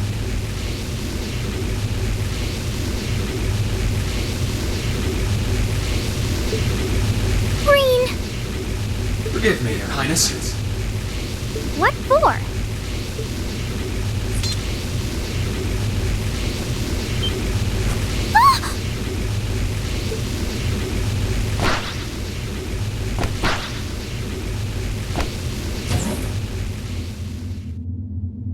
Goodness! Wait just a damn minute! Whoa, what's going on here? I don't know, but I don't think it's worth us chasing after them.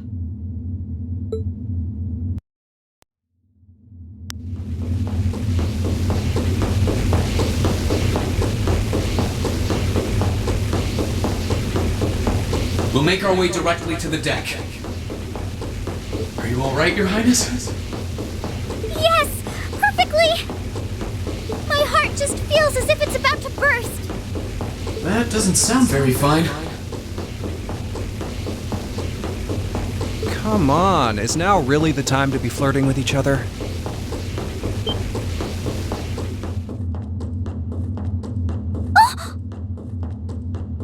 You're here too!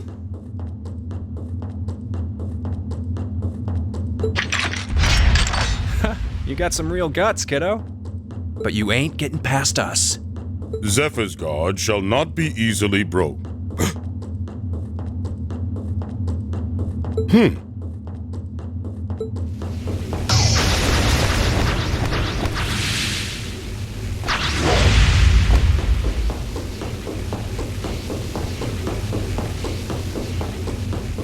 Looks like he's picked up a few tricks from our fee.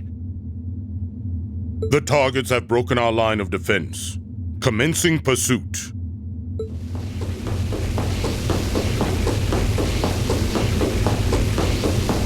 I'm sorry about that, Your Highness. I'm fine. Don't worry about me. But, can I hold on to you a little tighter? Of course.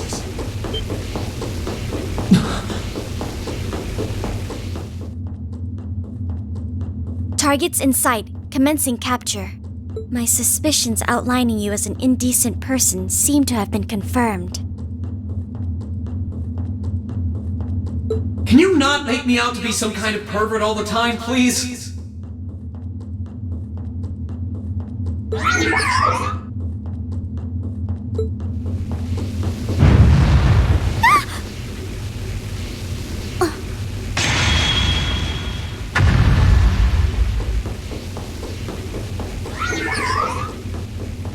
Target lost.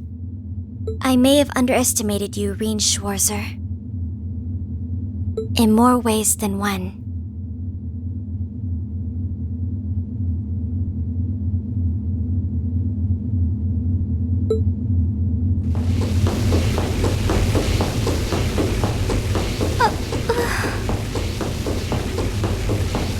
I'm so sorry, Your Highness. I didn't really have any choice but to do that.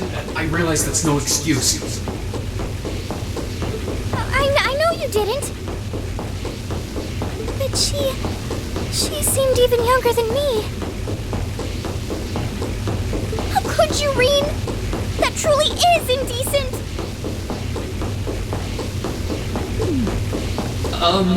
Try not to pay any attention to what she says about me. There's the exit. Don't change the subject.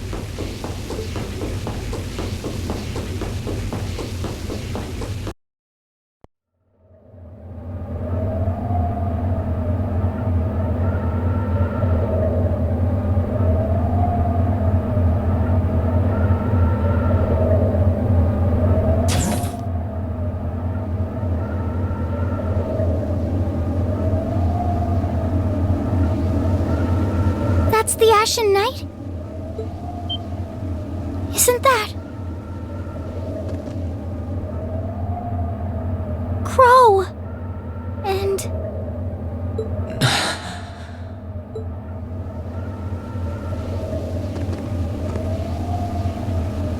Huh.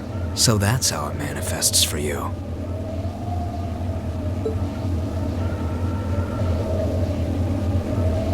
You finally mastered that power you got, huh? Still, you're one busy guy, you know that?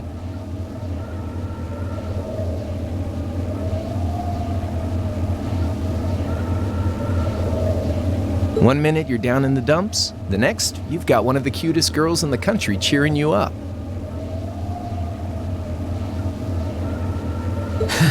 Well, I can't deny it. But she wasn't the only one. There was my sister, our classmates, even you, in a sense.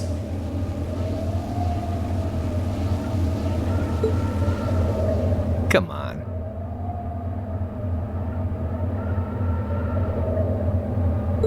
Can't say I'm not curious to see what that power of yours can do. But I think you get priority here, right?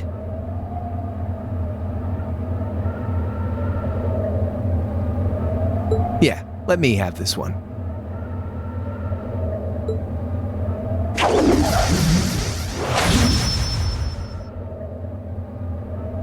Your Highness, if you don't mind. All right.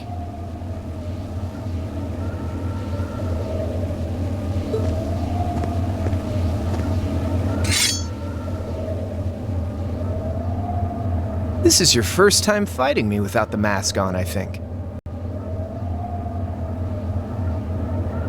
With our divine knights, I come out on top. But let's see who wins when it's just the two of us. Sounds good to me. You managed to win against 3 of us at once in the catacombs below Heimdall.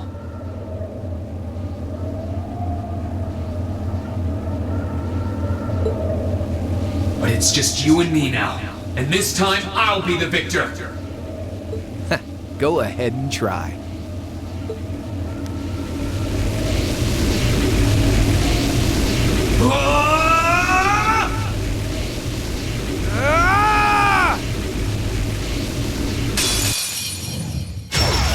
All right, you ready, Rean? Let's move.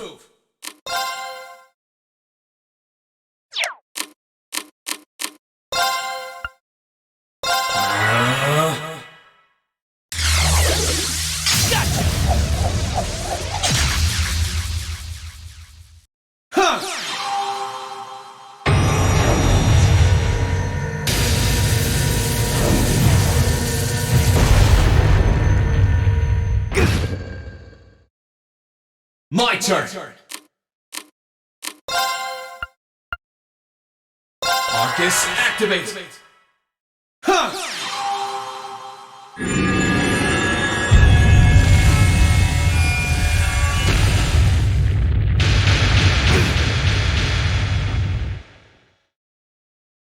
Here I go!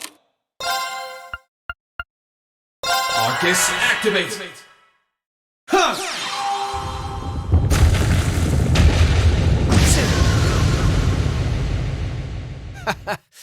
Damn. That's what I can really do! All right!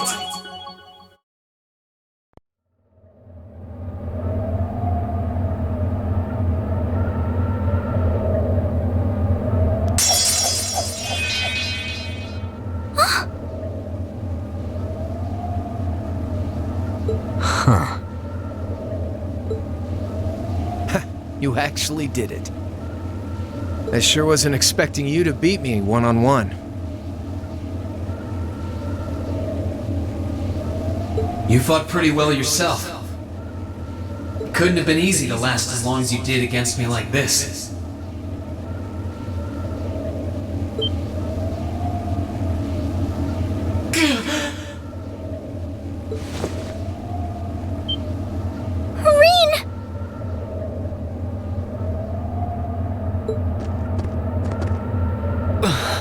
Why did this have to happen now?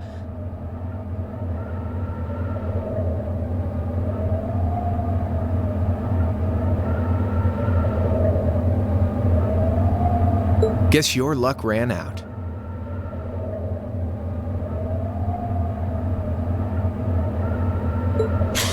We finally caught up to you. Well, aren't you, Mr. Popular? But I think you may have been slightly too reckless this time.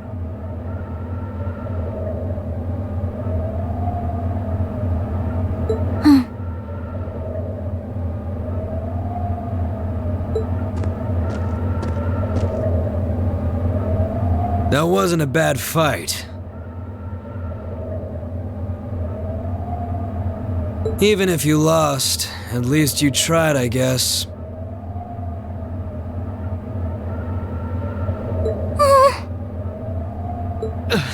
Your Highness, please move away from me.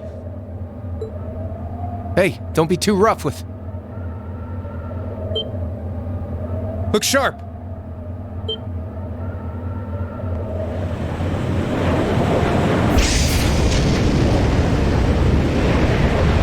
Crimson wings?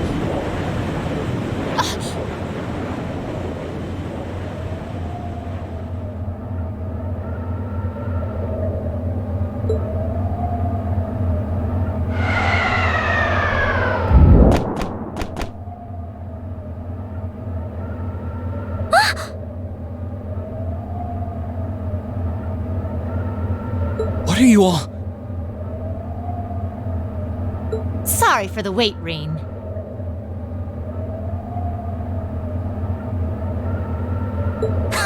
Yo! We're here to save the day!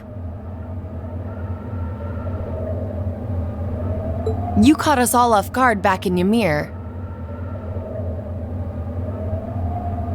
So this time we opted to take the initiative ourselves.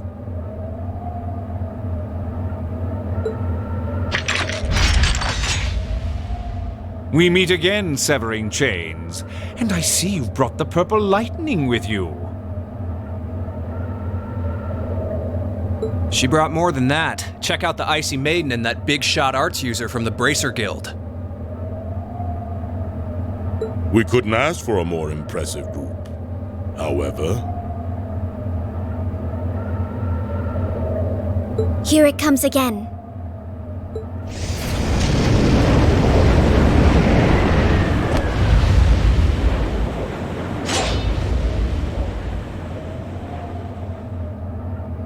Your lordship! Uncle Victor!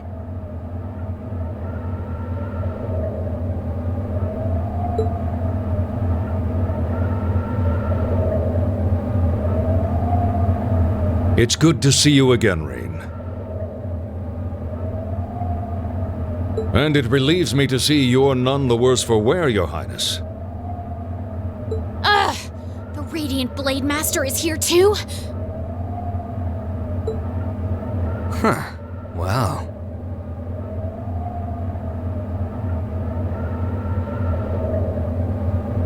You're strong. Very strong. That's quite the nod, coming from the blazing demon himself.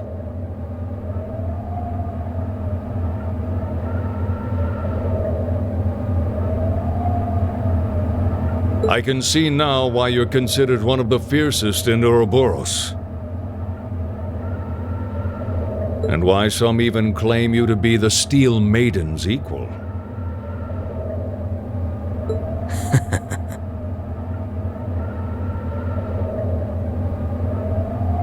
Well, I know who I'm gonna be fighting. Don't you go forgetting about us now.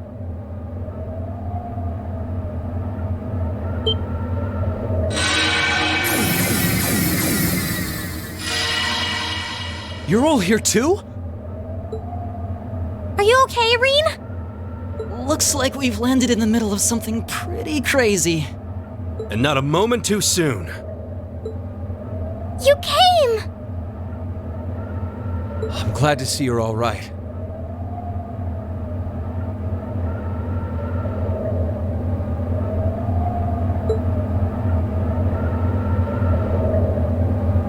You certainly seem to have kept yourself busy. Enjoying your scandalous elopement with Rean, are you? Oh, he gave me the time of my life. You guys were having that much fun, huh? And with our princess, Rean? To think we were so worried about you. You're not supposed to take it literally.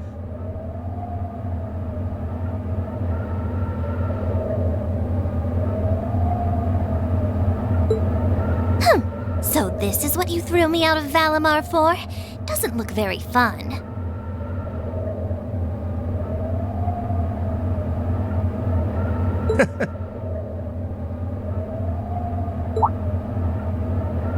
Crow, you're here. It feels like it's been ages since we last saw you.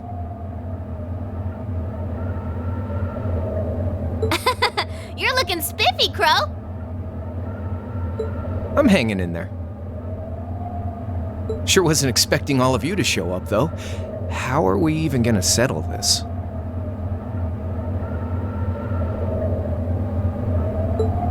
That is the question, isn't it?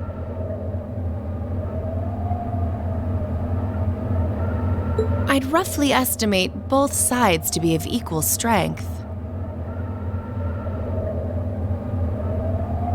Yeah? So we'd probably just end up at a stalemate, huh? Well, that doesn't sound like much fun at all.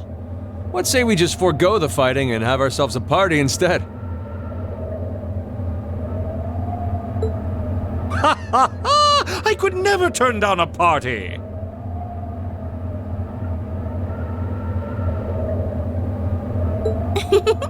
That sounds simply wonderful. I'll bring the booze. Ah! No, no, no! Can't one of you take this a little more seriously? This is getting us nowhere.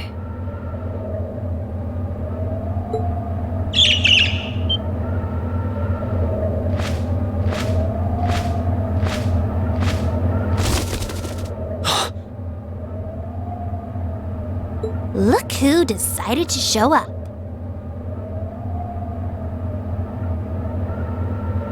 Krianos! Vita!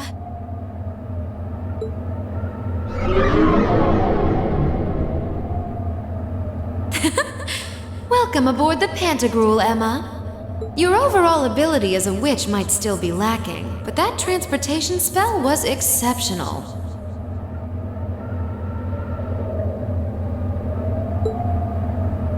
I must apologize for the untimely intrusion. As displeased as a few of you might be by the idea, I think it best if we let one another peacefully go our separate ways this time.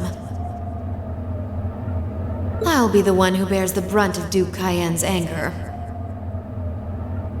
Vita. I can't say I understand why we should. It's not our place to question the orders of our clients. Whatever. Gives me something to look forward to later.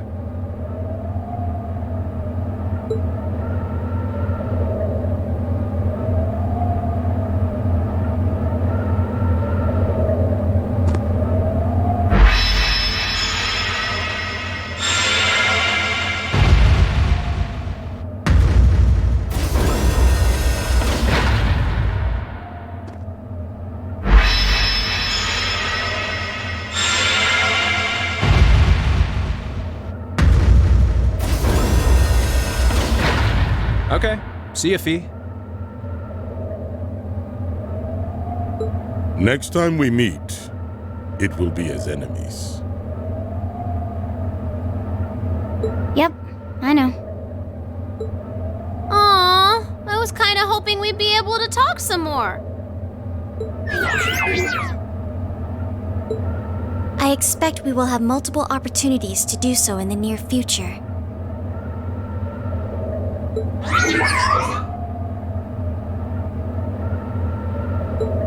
Well, catch you later, Phantom Thief. Or not. You do know that no one likes your stupid pranks, right? Tut tut! There's no need to be so harsh. It's a shame we couldn't resume our debate on the nature of beauty this time, my most worthy rival. I could wax eloquent about beauty till I'm old and gray, but honestly, I think it's about time we settled things between us. Next time we meet, Radiant Blade Master and his daughter, it will be to battle. Well, I certainly have no objection to that.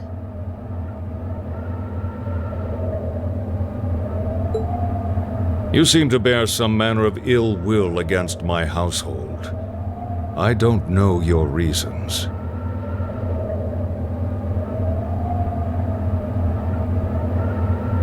But should we be granted the opportunity, I would gladly settle things with you in battle.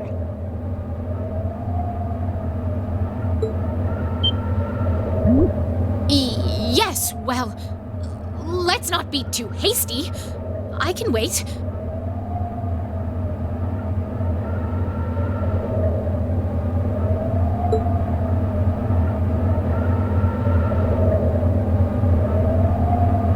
Guess that wraps things up for now. You've definitely grown, but you've still got plenty of room for improvement, especially when it comes to piloting Valimar. So unless you're up for another beatdown, I suggest you get to work on fixing that.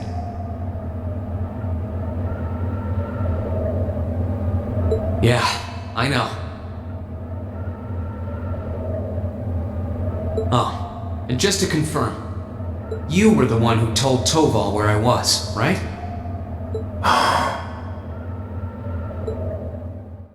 2 days ago, I got a call out of nowhere on my Arcus.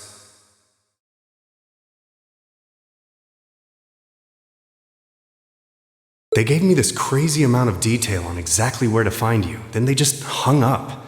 Didn't even say who they were. Oh, now that you mention it, he does have the same voice as that mystery caller. I did think he sounded familiar. It must have been because I'd heard it during your concert at the festival. Damn, looks like the jig is up.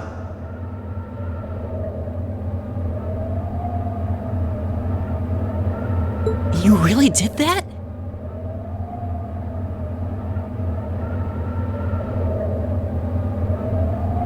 Oh, Crow, there's no shame in admitting that you care, you know.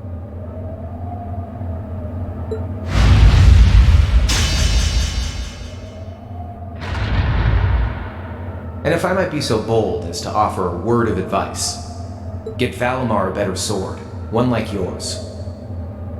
If you think you're such hot stuff you can beat me without your 8 Leaves training, you're in for a world of hurt. Correct choice of armaments is indeed paramount. Selecting one the Awakener is well suited to will increase combat efficiency exponentially. I can't pretend to know much about this kind of thing. He's right. Eastern blades like my Tachi are the heart and soul of the 8 Leaves, 1 blade style swordsmanship. All right, I'll take your advice. And when I've got myself one, I'll finally take everything back. The Academy, Elise, and even you, Crow.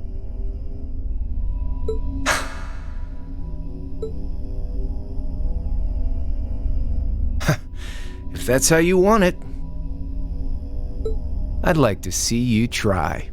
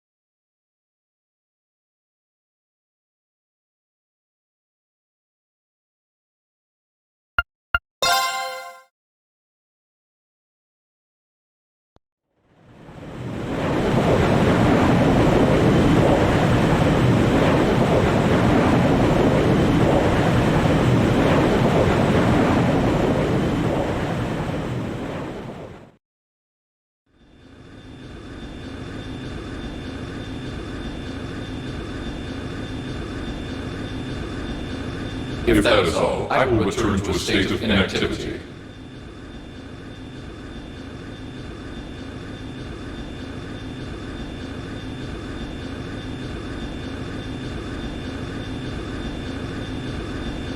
Thanks for all you've done, Valimar. I'll be counting on you if anything else comes up.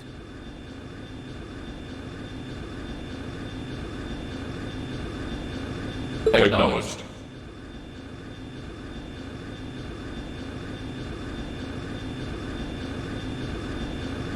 Prepare yourself for your next encounter with the Azure Knight, my awakener.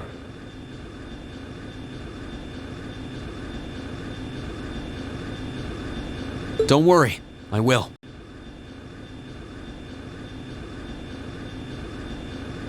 We lost last time, but I know that's not all I'm capable of. As long as we're all together, I know I can get stronger. I eagerly await your results.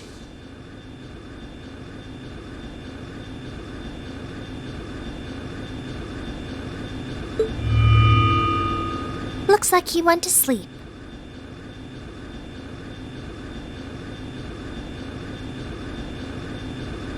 So, this is what the Great Ashen Knight looks like up close, huh?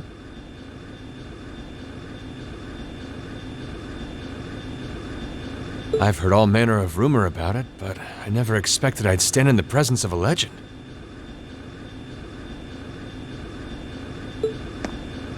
I can't possibly begin to thank you enough.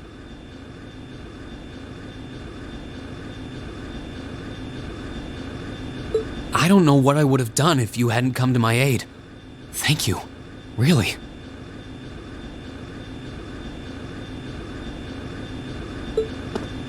And that goes for everyone else, too. Thanks for coming to rescue me, guys. We're just happy you're okay. Just don't scare us like that again, alright? True. We were all on edge waiting for you to get back. And yet you somehow managed to come out unscathed with Her Highness in tow. You make it sound like it was easy. Well, easy or not, it was worth going on board. I got plenty of useful info out of it. So funny enough, I'd say their invitation worked to my benefit more than theirs.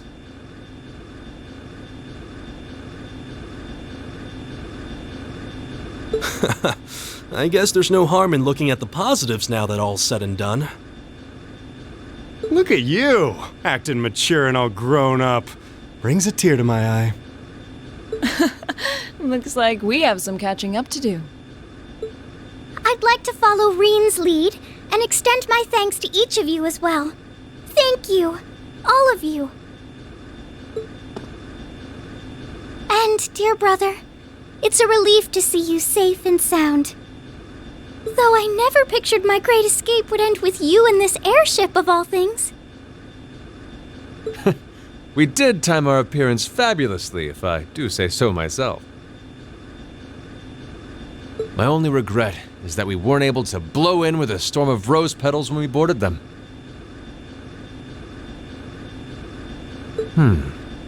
Perhaps I should have asked Emma to look into the feasibility of making such a magnificent entrance. Oh man, that would have been so cool!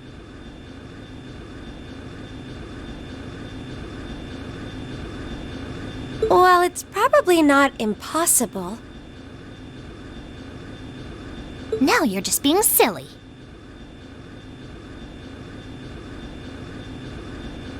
Sounds about right for our prince.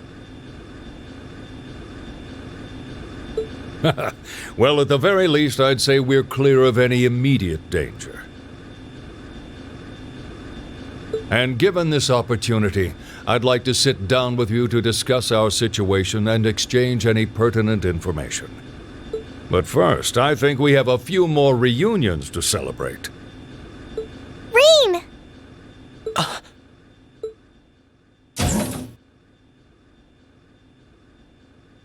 Toa! George! I thought I heard your voices when we started flying away from the Pantagruel. So you were on board too? You bet. Good to see you, Rean.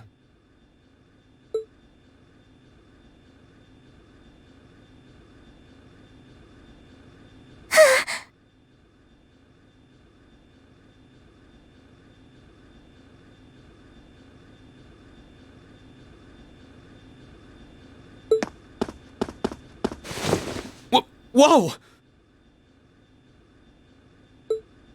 It's really you. You're really okay. No sooner had we found out that you were still alive, we got told you had been taken by the Alliance.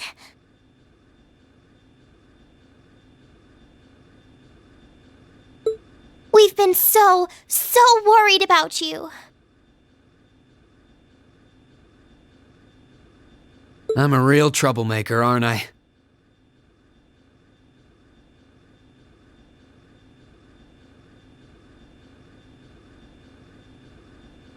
Sorry, Toa, but I'm glad to see you and George made it out okay. Everything I've said to you has been at the back of my mind ever since we parted ways in Trista, and it's kept me going every step of the way. So, thank you. Oh. You remembered. You promised me you wouldn't die. And you didn't.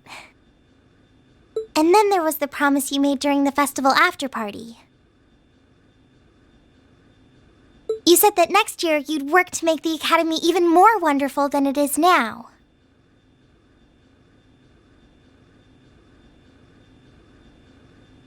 We still need to work on that one, but I know you're not the kind of guy who'd go back on his word. See? Rean's a guy you can count on.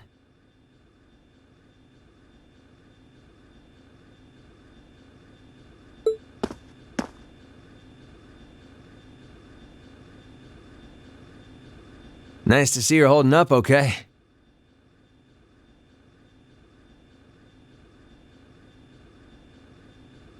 Still can't believe you made it through all that fighting in Trista in one piece, but... well, here you are. Good to see you again, George.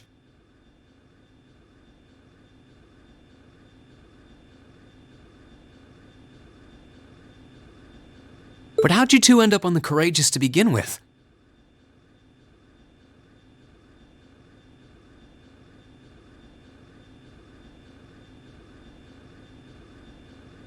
We'll bring you up to speed once we all sit down for our meeting.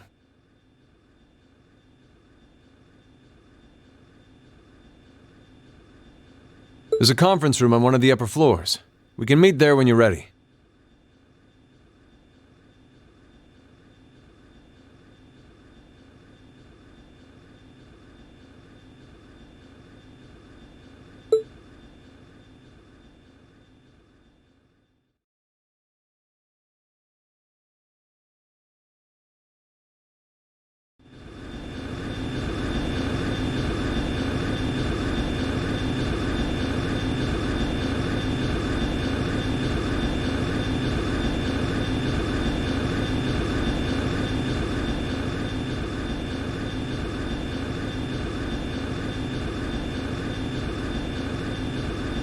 The Courageous began its independent operations right before Heimdall was first occupied.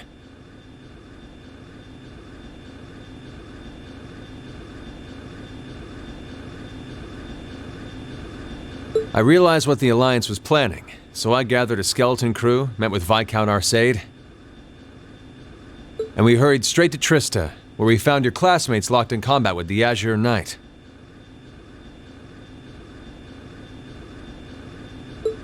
I see. That explains why you were in Trista.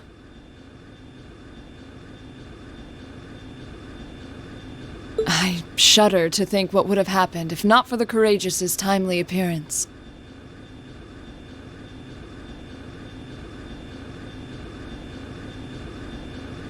What have you been doing since then, Father?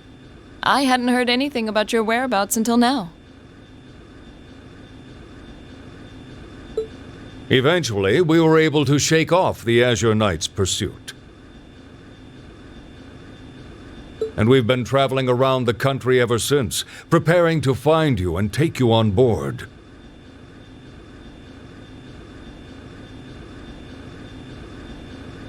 George and I haven't been here long.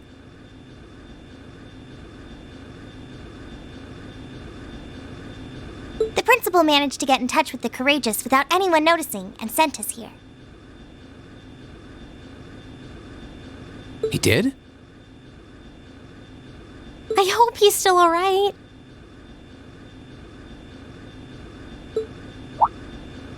By the way, what happened to Major Vander?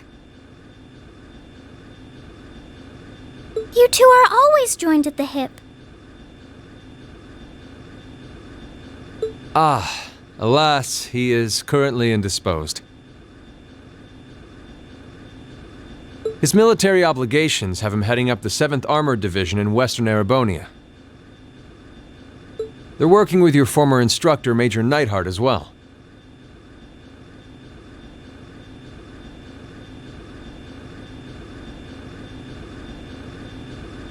With him, too? So he's over in the West now. Huh. I should have known the 4th Armored Division's ace wouldn't get his ass kicked so easily. Oh, right. Dad said he'd heard from him too, remember? Still, the west side of the country contains Marquis Hyarm's Sutherland province, along with Duke Cayenne's Lemaire province. The fighting there would no doubt be even more fierce than it is here in eastern Erebonia.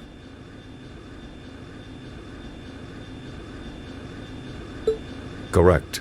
A large percentage of the Imperial Army's military strength still remains intact.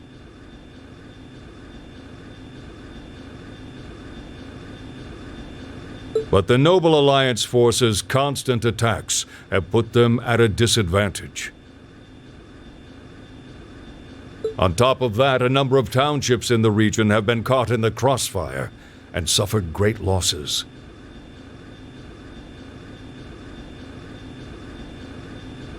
That's terrible.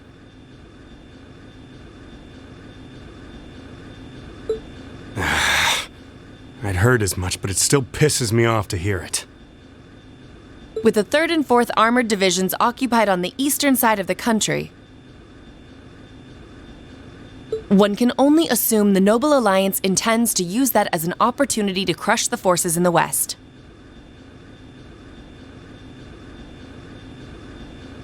Yeah, but they're not stupid. I bet the army in the west is putting up a pretty good fight by themselves. It's too early to call things just yet. An astute assessment. The situation in the Western Theater could change at a moment's notice. Right.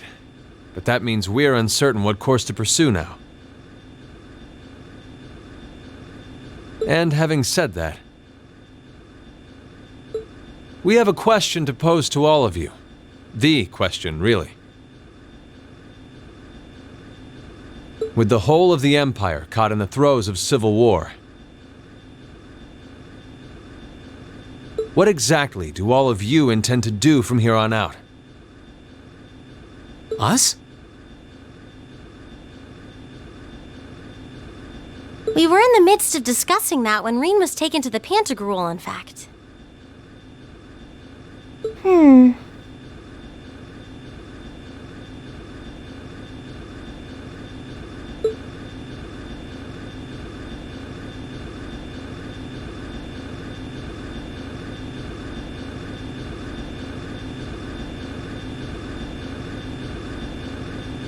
This is a full-on war, and our fellow Erebonian countrymen stand on both sides.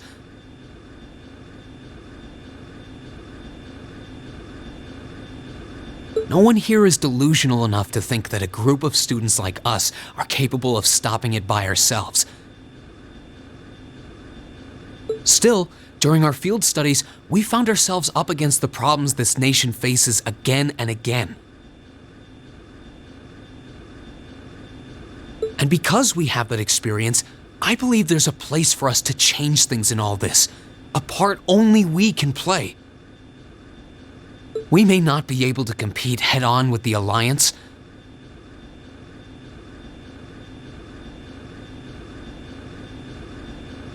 but together, we can move things in the right direction for Erebonia as a whole.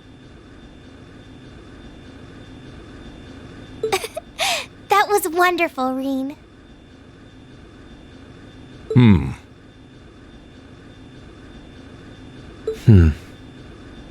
Still, we aren't all gathered here for the same reasons. Be it rescuing Elise or settling things with Crow, we've all got something that we personally want to accomplish.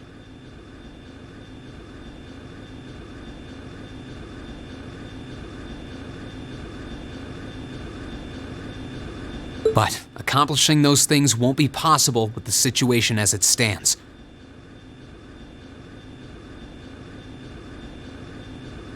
And that's why, no matter how stacked the odds are against us, or how fierce the fighting becomes, we want to put everything we have into making all the difference we possibly can, in whatever way we can.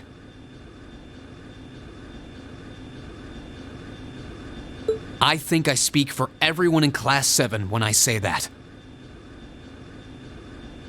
You bet! I agree completely. We may all come from different walks of life, but this time, that can work for us. Exactly. We have something no one else does, and because of that, we can do things no one else can. And what kind of class would we be if we didn't take advantage of that to protect the people and things we love? As well as find our own answers to the questions we have looming over us. As Rean said, however big or small it is in the long run, we have a place in this war, and we have every intention of following it. Sounds like it'll be a pain, though. No biggie. We're Class 7. Throw in a few of Rean's trademark speeches and we're raring to go.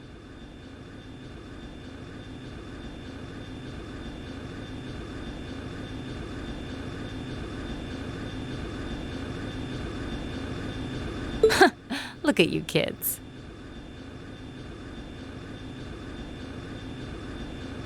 You all sound like you've really thought long and hard about this.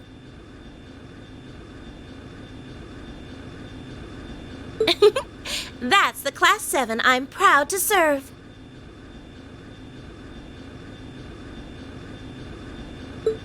And you guys aren't the only ones who feel that way. Everyone at Thor's has something to bring to the table. Remember the Academy's motto? Arise, O youth, and become the foundation of the world. Oh, yeah, that's right. That was what Principal Van Dyke said to us at the welcoming ceremony. The words of Dreikel's the Lionheart serve to inspire us to this day, it would seem. Of course. They ring as true as ever.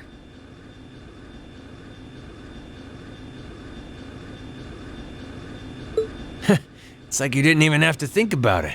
You guys just knew. Yeah, you should be proud of yourselves. And it's true that Thor students are scattered all over the country right now.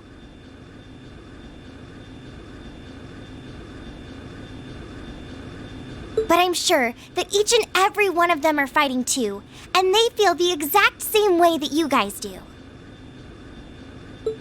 I understand. Your Highness. Indeed. I figured you would have already given it some thought, but I wasn't expecting such a stirring conviction. But I think this at least settles the matter of what course to take. If you would do the honors, Captain. As you wish. We're about to do something neither side would ever expect us to do. We're going to entrust this ship to you. From here on out, the Courageous is yours to command as you see fit.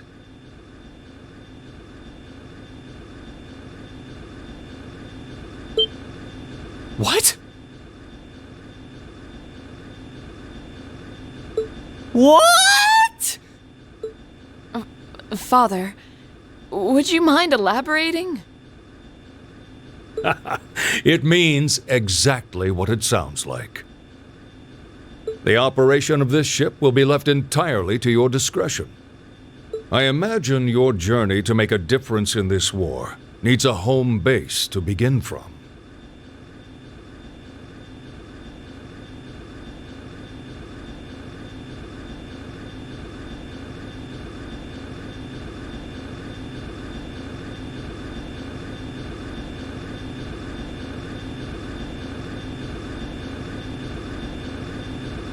Well, yes, but But then what will you do?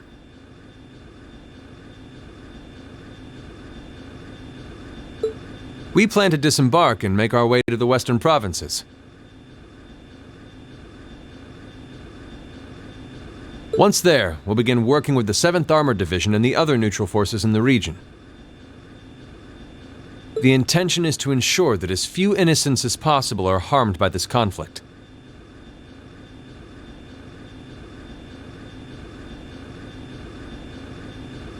I was actually worried this airship might prove a bit too conspicuous to aid us in pursuing that goal.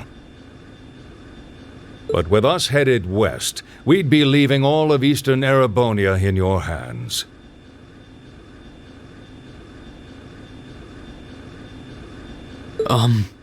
Wow. I see. That does make the most logical sense. Kinda. If we've got the courageous, we could give our third faction some real weight. Neither side could afford to ignore us.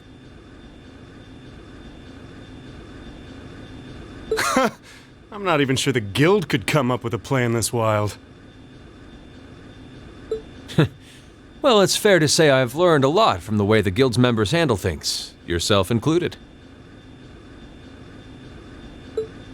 Oh, and Alphen? Yes? I'd like to ask you to remain on board the Courageous as well.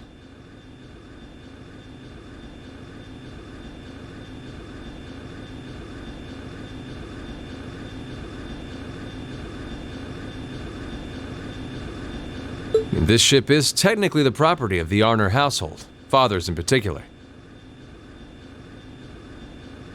It should give them a certain freedom to act if they have concrete backing from a member of the Imperial family.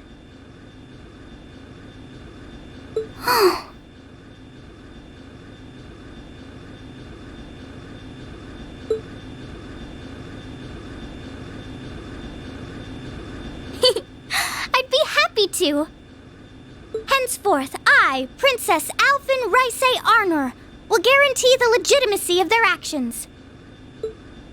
So do whatever you see fit to do. You have my full support. Thank you, Your Highness. Wow!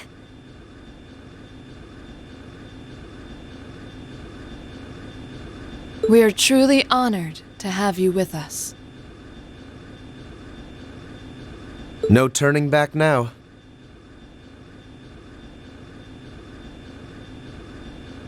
yeah, seriously.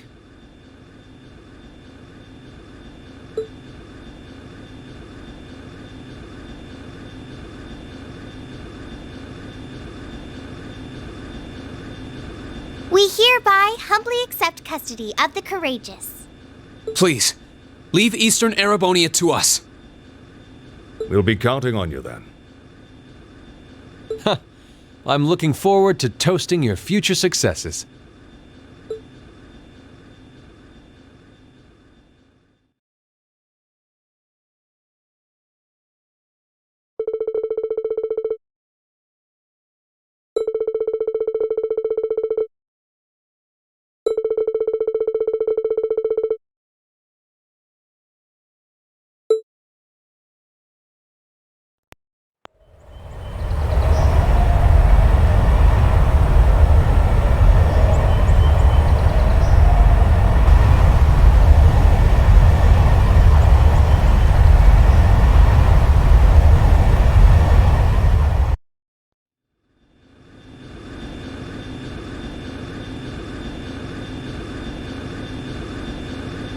I'm leaving you in charge of the Courageous' day-to-day operations.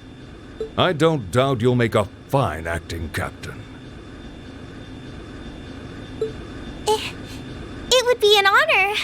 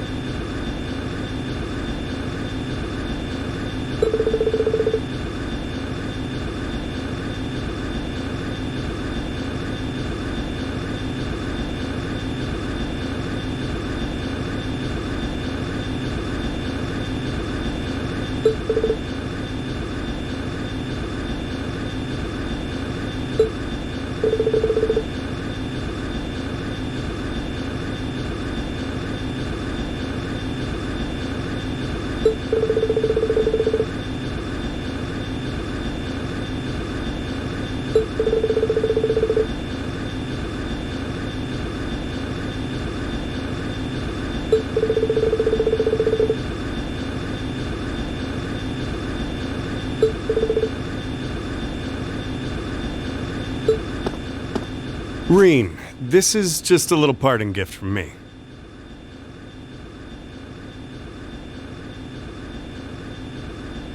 It's always come in handy for me when I was in a pinch, so I hope it'll help you out too.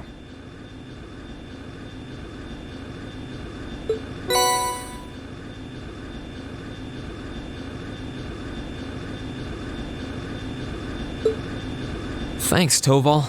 You've done a lot for us. It always felt like you were looking out for me, even when it came to my future. Think nothing of it. You kids are the future, after all. But remember, this is where it starts getting serious. Get yourself through this war in one piece, and find something you want to dedicate your life to. And hey, if you ever decide you want to follow the same path Sarah and I did, you'll be welcomed with open arms, okay?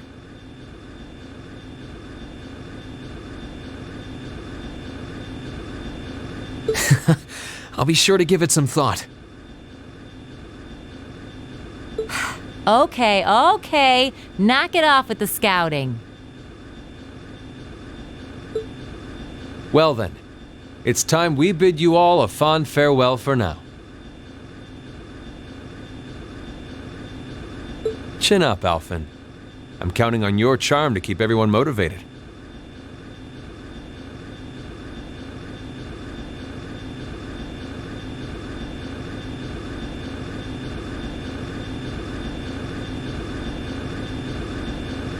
May the goddess be with you. I look forward to the stories you'll have to tell when next we meet, Laura. Good luck, Father.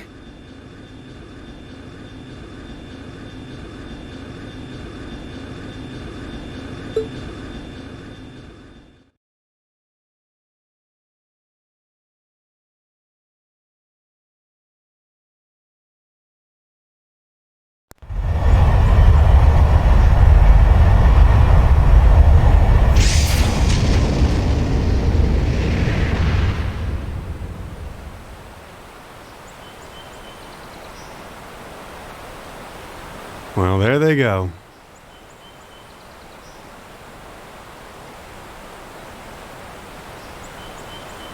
You think they'll be okay on their own?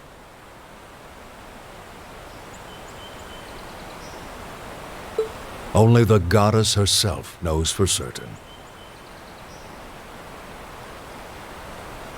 Still, with some already calling this a second advent of the War of the Lions, I can only hope they make it through unscathed. Oh, I'm sure they'll all be just fine. They don't bear the symbol of the horned lion for show.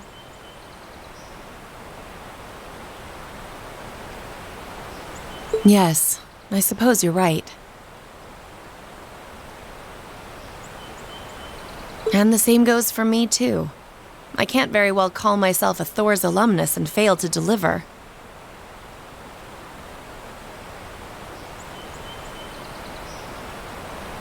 Well, aren't we birds of a feather? Proud Thor's graduates unite. I'll be in touch with them plenty in the coming weeks, so don't worry. The Old Guard will do as it must to keep watch over the young and vigilant.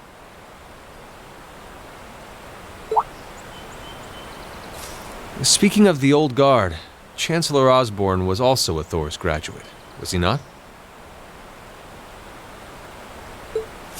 Yes, he was. Sorry to say, I can't picture it. Was he now?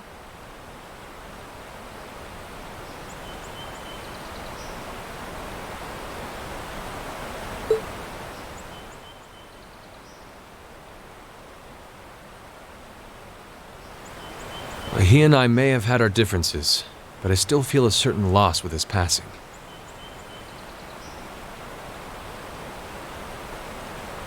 I'd like to express my condolences to you while I have the chance.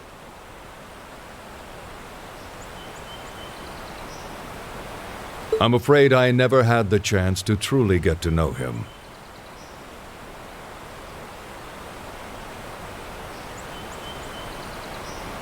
But there's no doubt in my mind that he was one of the greatest men of our time.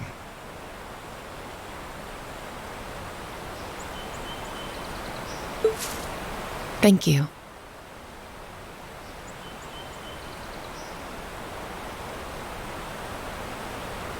Still, it must be tough for you with Heimdall under the Alliance's thumb.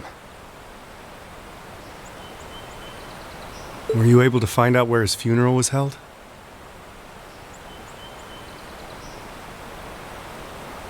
Actually...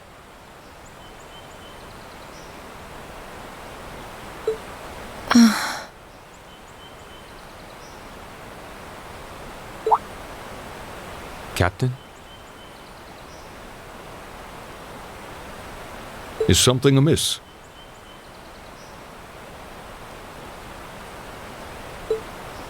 It's just that I received a strange report on that very issue.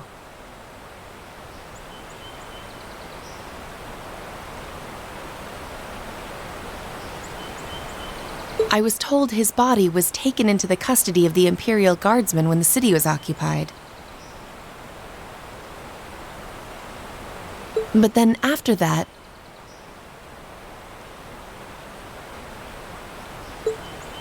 it simply disappeared at some point. Disappeared, you say?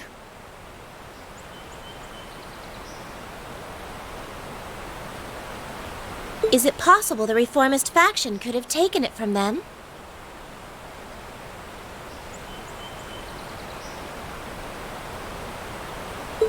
I'm afraid I don't know. It is possible that the intelligence division did something to that effect. A disappearing corpse is certainly cause for concern.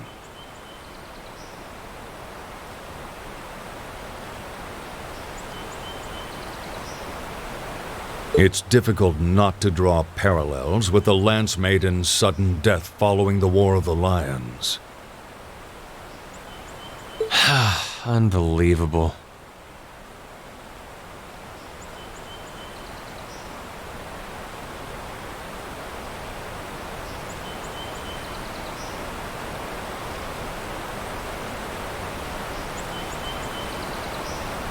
I'm almost impressed how much trouble one man can stir up, even from beyond the grave.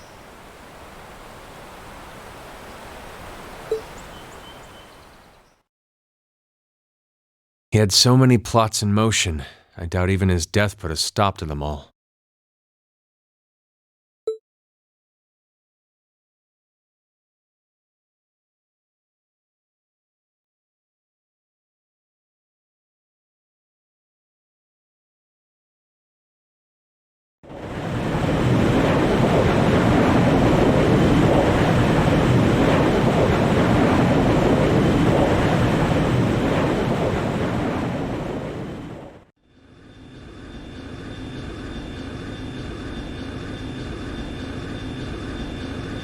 No change in weather or wind direction since entering Kreutzen provincial airspace. We are currently cruising at a speed of 3,000 SPH. Nothing abnormal detected on the radar thus far.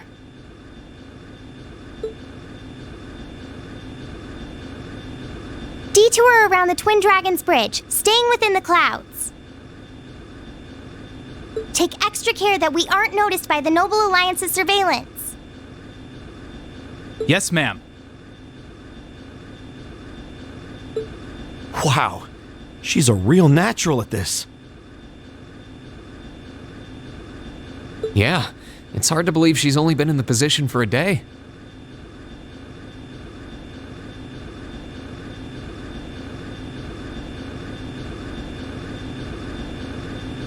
Indeed, she has proved a worthy captain in Father's place.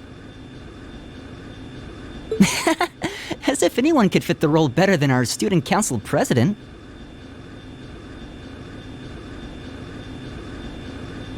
She still looks like a mascot character, though.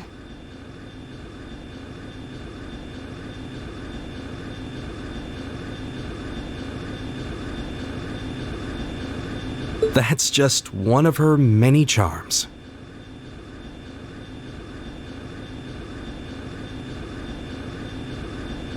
Yeah, and besides, I can feel at ease knowing she's in charge.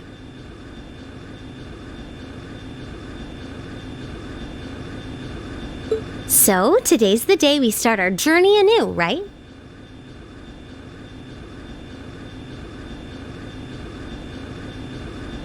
Right. We settled what we'll be doing last night. Now all that remains is to do it.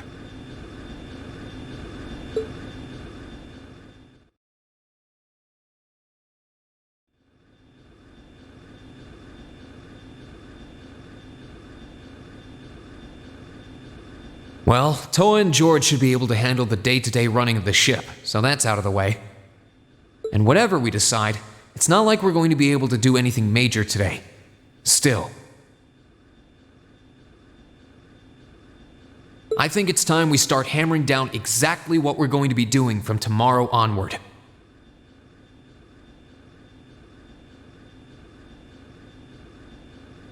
In theory, the Courageous gives us the ability to fly around the whole country with ease. But, in reality, the Noble Alliance has control over most of Erebonia, so we're limited in where we can actually go. Yeah, we don't want to risk getting too close to Alliance territory.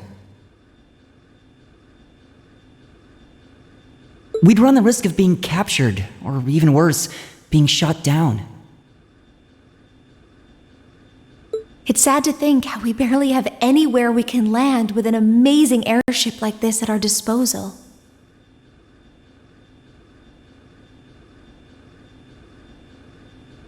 Care to share your thoughts on this, instructor? Oh, you kids can just do whatever you want.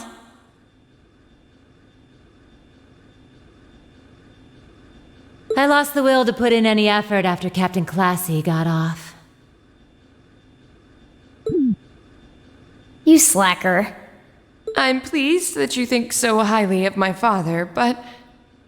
Maybe Laura can hook you up with a one-on-one lecture on the Arcade School of Courtsmanship, if you know what I'm saying.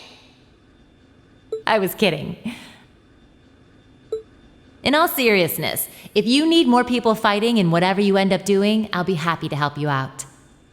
Just don't forget that the Courageous was entrusted to you kids, not to me. If you want my advice, then you got it. But you need to be able to make all the important decisions on your own.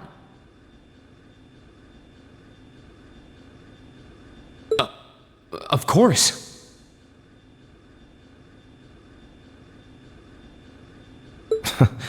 You almost sound like an instructor for once. Getting back to the matter at hand.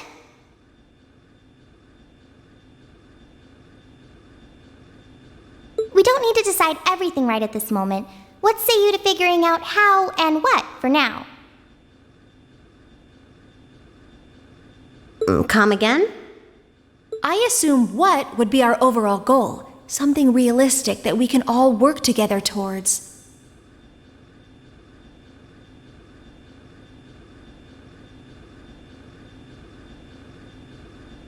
And the how would be a basic idea on how we intend to achieve it? Uh-huh. It's a little trick we use in the student council. It's easier to get motivated when you have a specific goal in mind.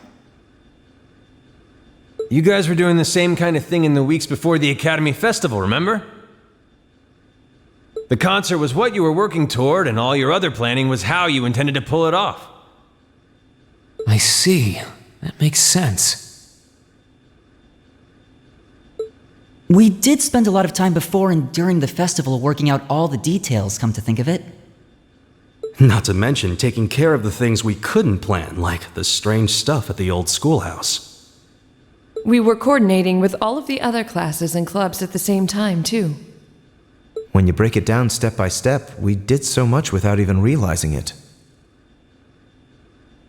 And we may have our own personal goals right now, but if we can wrap those up into one overarching goal, it won't seem half as much. How about making it something related to the Academy itself, then? Now, I was thinking the exact same thing. I wonder what's happening there.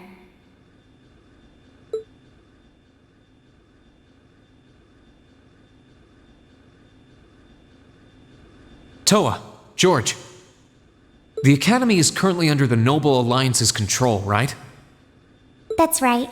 The staff and students who are there are doing what they can, but... As you know, during the attack, a lot of the students managed to flee Trista and are now scattered across the country. Now, most of the upper-class students chose to stick it out, though. They've got no reason to fear the Alliance, being nobles and all. All right, then.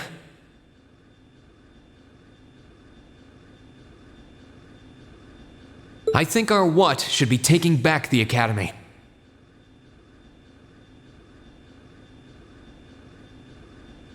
That sounds good to me. The Courageous will serve as a good means of transport, but we'll need a proper base sooner or later.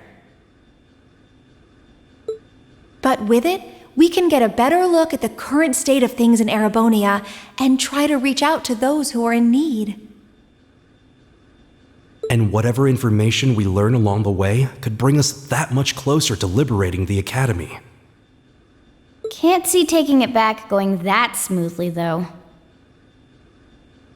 No doubt. It's near the capital, so its defenses are going to be rock solid.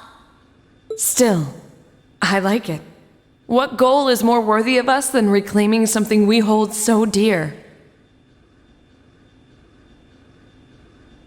Indeed. Regardless of personal motivations, I can't think of an objective more fitting to us as a group. And if we actually manage to achieve it, the sky's the limit for us.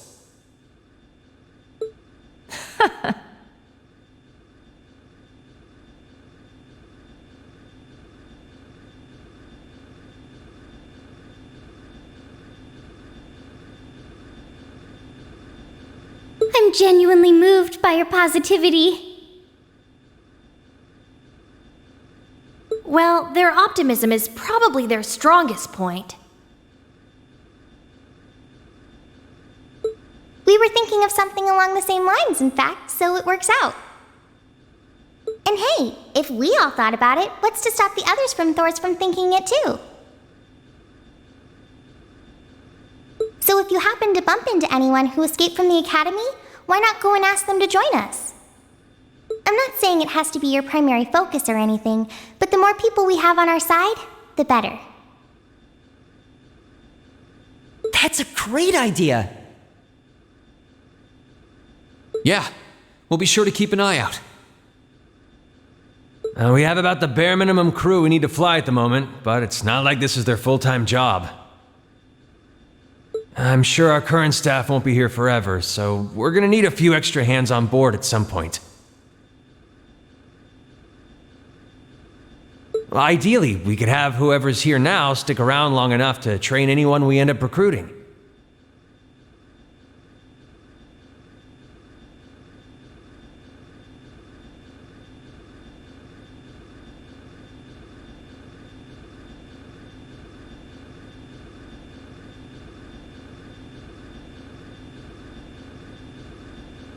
I know our numbers are small right now.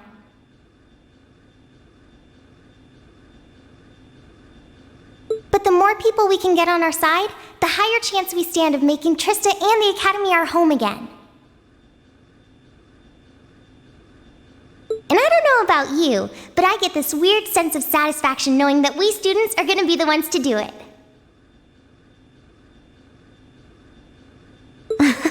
I know the feeling, actually.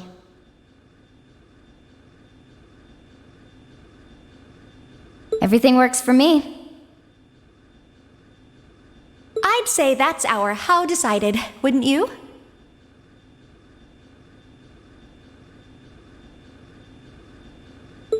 Agreed. To wrap all this up,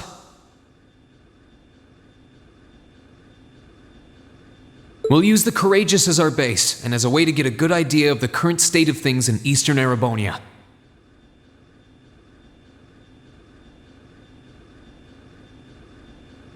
Along the way, we'll try to recruit as many fellow Thor students to help us out as we can.